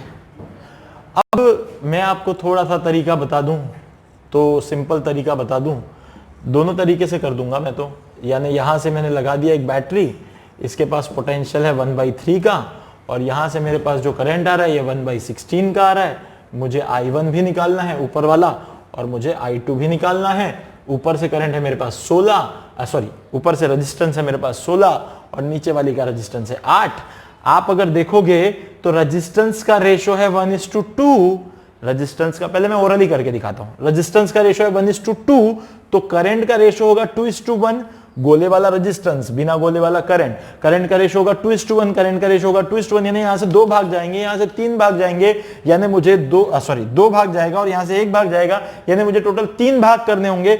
1/16 के 3 भाग, 1/16 के 3 भाग यानी 1 पार्ट कितने का हो जाएगा, 1 पार्ट हो जाएगा। 1/16 के 3 इक्वल भाग यानी 1 पार्ट हो जाएगा 1/3 × 1/16 का, तो ये हो जाएगा 1/48, एक भाग आ गया, 1 पार्ट आ गया 1/48 का, 1/48 का 1 पार्ट, तो यहां से जाने हैं 2, यहां से जाना है 1, तो यहां से 2 भाग, यानी I2 की वैल्यू जो है वो 2 भाग, I2 = 2 × 1/48 यानी 1/24, और I1 = 1 × 1/48 = 1/48 एम्पियर। ये तो मेरा डायरेक्ट वाला तरीका हो गया। किसी किसी को नहीं समझता, छोड़ दो ना, नहीं समझता तो क्या दिक्कत है, कोई बड़ी बात थोड़ी है। ये जो पोटेंशियल है वही सबके अक्रॉस है, लो सिंपल वाला लगा लो, ये V = I1 × 16 कर लो यहां के लिए, और यही V इसके लिए V = I2 × 8 कर लो, कोई दिक्कत नहीं है। तो V V यानी कितना दिया हुआ है आपके पास, वो दिया 1/3 = I1 × ऊपर वाला यानी 16, तो I1 की वैल्यू 16 × 3 कर दे तो 1/48 एम्पियर, और 1/3 = I2 × 8 यानी I2 = 1/24 एम्पियर। लो मैच करा लो भाई, चाहो ऐसा करो चाहो वैसा करो, अपनी conventional V equal to I R ohm's law को लगा के करो, चाहे ऐसा कर लो। मेरे हिसाब से जो भी करोगे बस अगर आप ध्यान रख के करोगे तो आपको बहुत आसानी से आंसर्स मिल जाएंगे, कोई बहुत बड़ी चीज नहीं है। They are very simple, they are very easy. Okay, so let's move for the next question, the last question for today's video, है ना। वैसे ये बहुत लंबा वीडियो होने वाला है, आई नो दैट। अब इसका जो है कर नहीं सकते कुछ भी हम। मैंने बहुत कोशिश की कि मैं 5-10 मिनट के वीडियो बनाऊं, पर पता नहीं क्यों 5-10 मिनट का सोच के आता हूं और बन जाता है 1-1.25 घंटे का। पता नहीं हमेशा गड़बड़ हो रही है, 5-10 मिनट का सोच रहे हैं और बनता है 1-1.25 घंटे का। कोशिश करेंगे किसी दिन हम 5-10 मिनट के वीडियोस बना पाए, है ना। विल ट्राई कि हम 5-10 मिनट पे आ सकें, ठीक है। तो चलो let's move to this circuit now, let's have this one. तो ये जो बॉक्स देख रहे हो आप, फिर से आप देख सकते हो 1 यहाँ पे क्या 10 और 5 यानी 2:1, 6 और 3 यानी वही चीज हो गई। इसको गायब कर दो, इसको गायब कर दो भाई, तो ये दोनों हो गए सीरीज में, ये दोनों हो गए सीरीज में, यानी 10 और 6 16, 5 और 3 8। अगर मैं इस सर्किट को फिर से रीड्रॉ करूं तो देखो जरा, अगर आपको समझ में आता होगा तो बताना मुझे, नहीं आता होगा तो भी कोई बात नहीं। हाँ, ऐसा और ऐसा और ऐसा, ठीक है। थोड़ा ध्यान देना, ये बना दिया मैंने, मर्जी जैसी बना दिया मैंने। ऊपर का 10 और 6 16 और 5 और 3 8 है, मैं इधर 8 लिख देता हूँ, और एक और नीचे 16 है, उसके साथ मैं ऊपर 16 लिख देता हूँ। मैंने थोड़े अपने मर्जी से आगे पीछे कर लिए चीज़ें। ये 60 वोल्ट लिख दिया और यहाँ 1 ओम लिख दिया। किसी को लगता है सर कैसे बना दिया सर, ये तो गलत हो गया ना, आपने कैसे जोड़ दिए, सब ऐसे थोड़ी ना होता है। ये तो कहीं कहीं था वायर, ये देखो ये ऊपर था, आपने कहीं से जोड़ दिए। अरे भाई कुछ नहीं है, ये वायर मैं निकाल के यहाँ से इधर भी जोड़ दूं तो क्या फर्क पड़ेगा। ये तो तुम्हें ना फैंसी बनाने के लिए किया हुआ है, यहाँ से जोड़ दूं तो क्या फर्क पड़ेगा। ये तो I1 इधर चला जाएगा भाई, क्या फर्क पड़ जाएगा। I2 जो है वही इधर जाएगा तो वो इधर से ऐसा हो जाएगा, क्या फर्क पड़ जाएगा, ठीक है ना। तो बात ये जो है ना, ये कहीं दिक्कत वाली नहीं है। आप चाहें तो इसको ऐसा कर सकते हैं, ठीक है। देखा जाए तो ये तीनों ब्रांचेस पैरेलल ही हैं, ठीक है ना। तो आप उसको ऐसा लिख सकते हैं, कोई बड़ी चीज़ नहीं है, ठीक है। तो ये इस तरीके से है, आप चाहो तो इसको ऐसा लिख सकते हो। मैंने पहले इसको ऐसा दिखाया था, ये ऐसा दिखाया था मैंने इसको, ठीक है। फिर मैंने इसको इधर से हटा के इधर जोड़ दिया, ठीक है। तो यहाँ पे क्या था I2 और इधर पे कुछ तो भी मैंने लिखा था I1, ठीक है। थोड़ा सा चेंज हो जाएगा क्योंकि I1 I2 इसका सम I के बराबर आएगा, ठीक है ना। तो वही बात है, हमने यहाँ पे डिवाइड कर लिए बहुत सारे करंट। तो मैं एक काम कर सकता हूँ, इसको मैं ऐसे भी कह सकता हूँ कि ये तो I1 है, फिर I1 I2 है, फिर I2 का फर्दर डिवीजन I3 I4 में हो रहा है, ठीक है। ऐसा कुछ भी दिक्कत वाली बात नहीं है। मैं R इक्विवेलेंट निकालने के लिए ये चीज़ कर सकता हूँ, ठीक है ना। मैं इसको अभी ऐसा लिख सकता हूँ। अब मैं क्या देख रहा हूँ यहाँ पे कि सिंपल चीज़ मुझे दिख रही है एक, कि ये 16-16 और ये 8 ये तीनों पैरेलल में है। तो आप कैसा तीनों को एक साथ लेने की कोशिश मत करो ना, कोई दो ले लो। 16-16 का देखो क्या बनता है, 16-16 दो इक्वल रेजिस्टेंसेस पैरेलल में होंगे तो इक्विवेलेंट उनका आधा हो जाएगा। 16-16 का क्या बन जाएगा 8, तो इसका मतलब ये बनेगा पूरा 8। और फिर ये 8 या 8 के साथ कैसा बनता है भाई, वो फिर से बन जाता है पैरेलल। तो 8 और 8 फिर इक्वल रेजिस्टेंसेस पैरेलल में आ गए तो उनका भी क्या हो जाएगा आधा। तो यानी क्या बन जाएगा आपके पास R जो बन जाएगा वो हो जाएगा इस पूरे को लेकर, वो पूरे को लेकर बन जाएगा 4 ओम। पर अब ये जो सर्किट है ये कुछ ऐसा बन जाएगा, ये 4 ओम, यहाँ बैटरी और यहाँ पे 1 ओम। तो ये देखो जरा, ये 1 ओम, ये 4 ओम, ठीक है। यहाँ पे 60 वोल्ट की बैटरी, यहाँ से जाने वाला करंट आए, ठीक है। इस तरीके से अगर आप देखते हो तो चीजें आपको अब समझ में आएंगी कि अब यहां से जो करंट है I equal to V by R। अब यहाँ पे R इक्वलेंट आप लिख सकते हो, ये 1 ओम और 4 ओम दोनों कैसे हो जाएंगे सीरीज में, यानी 5 ओम। अब आप चाहो तो इसका I निकाल सकते हो, I equal to E by या V बाई R यानी 5, यानी 5 से काटो तो ये आ गया 12 एम्पियर। ये आ गया आपके पास 12 एम्पियर। अब मुझे ना सब कुछ डिवाइड करना है। मेरे पास इस I की वैल्यू तो आ गई है 12 एम्पियर, यहाँ दिख रहा है क्या, ये दिख रहा है ना। तो मेरे पास ये जो I की वैल्यू है ये आ गई है 12 एम्पियर, ठीक है। अब मुझे फर्दर डिवाइड करना है I1 और I2 में, फिर I2 अंदर और जाके डिवाइड होता रहेगा, मुझे उससे कोई टेंशन नहीं है। अब मैं क्या करूंगा देखो जरा, यहां मैं कुछ ब्रांचेस बना देता हूं। This is my I that is 12 ampere, ठीक है। मैंने अंदर ब्रांच बना रखी है, मैं इसको ऐसा कर लूंगा, एज इट इज सर्किट को फिर से बनाऊंगा। ये वाला मैंने यहाँ डिवाइड कर रखा है, यहाँ पे मेरे पास है 16, ठीक है, ये 16 ओम है मेरे पास यहां से जो जाने वाला करंट है वो है I1, यहां से जाने वाला करंट है I2। अभी मैं फिलहाल इनको, क्योंकि मेरे पास देखो ये वाली जो सर्किट थी इसके ऊपर 10 और 6 था और नीचे 5 और 3 था, यानी मेरे पास यहाँ पे मेरे पास 16 ओम था और यहाँ पे मेरे पास 8 ओम था। ठीक है, तो अभी मैं फिलहाल I1 I2 को डिवाइड करना चाहता हूं। तो I1 I2 को डिवाइड करने के लिए मैं पहले अभी इसको एक ही मान लूंगा। ठीक है, मैं अभी सिंप्लीफाइड रखूंगा। तो मेरे पास अब देखो, पहले तो मैंने 16 16 कर लिया था आराम से, 8 हो गया था, 8 8 का 4 हो गया था, वो तो हो गया था, पर यहाँ 8 और 16 आ रहा है। अब मुझे इसको ऐसे ही रखना है क्योंकि सर्किट वैसा है तो उसको ऐसे ही सॉल्व करना पड़ेगा मुझे। तो 8 और 16 इसका इक्विवेलेंट मैं निकाल दूं अगर, तो वो मिलेगा 16 इंटू 8 अपॉन 16 प्लस 8, यानी 16 प्लस 8 में डायरेक्ट लिख दूं 24, ये 8 एक जा, ये 3 जा, यानी आ गया 16/3, ये आ गया आर इक्विवेलेंट।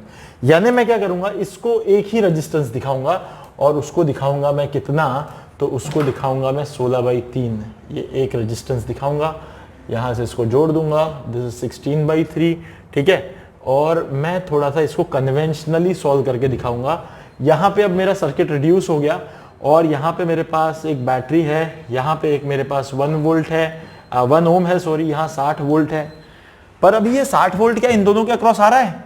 नहीं आ रहा, क्योंकि यहाँ कुछ ड्रॉप हो रहा है। देखो बहुत अच्छी सीखने वाली बात है इस क्वेश्चन में एक्चुअली, यहाँ भी कुछ ड्रॉप आ रहा है। यहाँ कितना ड्रॉप आ रहा है? तो सर इसमें से जा रहा है कितना करंट, इसमें से जा रहा है करंट I, तो इसके अक्रॉस क्या हो जाएगा, I इंटू R का ड्रॉप आ जाएगा। I यानी कितना निकाला हमने, 12 इंटू 1 यानी कि 12 वोल्ट का ड्रॉप इसमें चला गया। यानी बचा कितना, 60 में से 12 इसने ले लिया, बचा कितना है 48 वोल्ट इसके अक्रॉस है, 48 वोल्ट इसके अक्रॉस है, 48 वोल्ट इनको मिल रहा है, बाकी का 12 तो इसने खा लिया। बहुत जबरदस्त सीखने वाली चीज है, इसलिए मैं इसको इतना एलैबोरेट करके बता रहा हूं। इसका रेशो लेके नहीं बता रहा, रेशो लेना तो बाद में आ भी जाएगा, पर थोड़ा सा ये जो पोटेंशियल डिवाइड होता है ना, वो चीज, वो कॉन्सेप्ट सीखना बहुत जरूरी है इस क्वेश्चन के अंदर। कॉन्सेप्ट पोटेंशियल डिवाइड होने वाला, भाई इस रेजिस्टेंस ने अपना 12 वोल्ट का ड्रॉप ले लिया, बचा वो 48 वोल्ट इन दोनों के अक्रॉस दे दिया, तो इसको भी 48 मिला, इसको भी 48 मिला, यानी इसके अक्रॉस आप लिख लोगे 48 इक्वल्स टू I2 इंटू 16/3, और इसके लिए लिख लोगे आप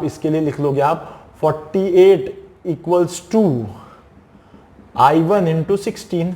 ठीक है, आप I1 भी निकाल सकते हो, I2 भी निकाल सकते हो, तो क्या लिख सकते हो, देखो देयरफॉर I2 इक्वल्स टू, अब 16 यानी क्या हो जाएगा 48 इंटू 3/16, 16 ये कटा 3 से, तो ये बचा 9 एम्पियर। और वैसे ही I1 आप लिख सकते हो 48/16, ये कटेगा 3 से, ये बचा 3 एम्पियर, दोनों का सम अगेन देखोगे 12 एम्पियर, वही बात आ गई, टोटल सम तो I के बराबर आएगा, 12 एम्पियर के बराबर, ये भी हो गया डिवाइड।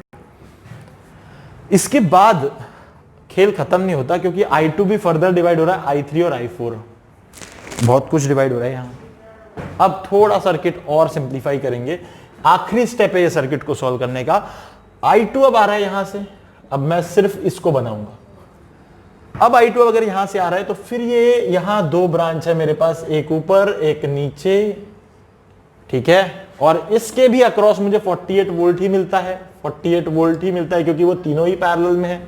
फिर I2 से फर्दर यहां जाएगा I3 और यहां जाएगा I4, ऊपर वाला रेजिस्टेंस 10 और 6 यानी 16, और नीचे वाला रेजिस्टेंस 5 और 3 यानी 8। I2 की वैल्यू ऑलरेडी मैंने कैलकुलेट कर रखी है, वो है 9 एम्पियर, I2 की वैल्यू है 9 एम्पियर। अब अगर चाहो तो यहां से अब मैं क्या कर सकता हूं, वही V यानी कितना 48 इक्वल्स टू I3 इंटू 16, और यहां पे भी मैं कर सकता हूं 48 इक्वल्स टू I4 इंटू 8, ये भी कर सकता हूं। तो आप चाहो तो यहां से लिख लो कि भाई I3 इक्वल्स टू क्या हो गया, तो 48/16 यानी 3 एम्पियर आ गई, और I4 इज इक्वल टू 48/8, तो 6 एम्पियर। फिर देखोगे तो 9 एम्पियर मिल गया, I2 की वैल्यू तो 9 एम्पियर थी, आपने निकाली थी। अब सुनो, एक सिंपल, बस आखिरी के 5, 10, 15 सेकेंड लूंगा, अब रेशो लेके भी दिखा देता हूं फटाफट।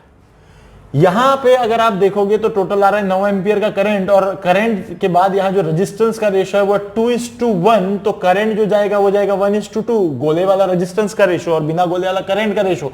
यानी करंट के भाग कितने करने पड़ेंगे, 3 भाग, 9 के 3 इक्वल भाग, यानी 1 भाग 3 का 3 एम्पियर, यानी I3 की वैल्यू 3 हो गई, और इसके 2 भाग यानी 6 एम्पियर। आंसर आ गया वही। ओरली कर डालो। तो खैर यहाँ खत्म होता है व्हीटस्टोन ब्रिज, ठीक है। इसके बाद हम आएंगे सिमेट्रिक सर्किट पे और इस तरीके से हम आगे बढ़ेंगे। तो यहाँ रुक जाएंगे फिलहाल, है ना। Thank you very much, but please do subscribe this channel and share it how much you can, like it if you really like it, or you can demand for anything related to academics only, okay। तो we will try definitely कि आपको वो चीज़ें हम दे पाएं। Thank you very much, good bye.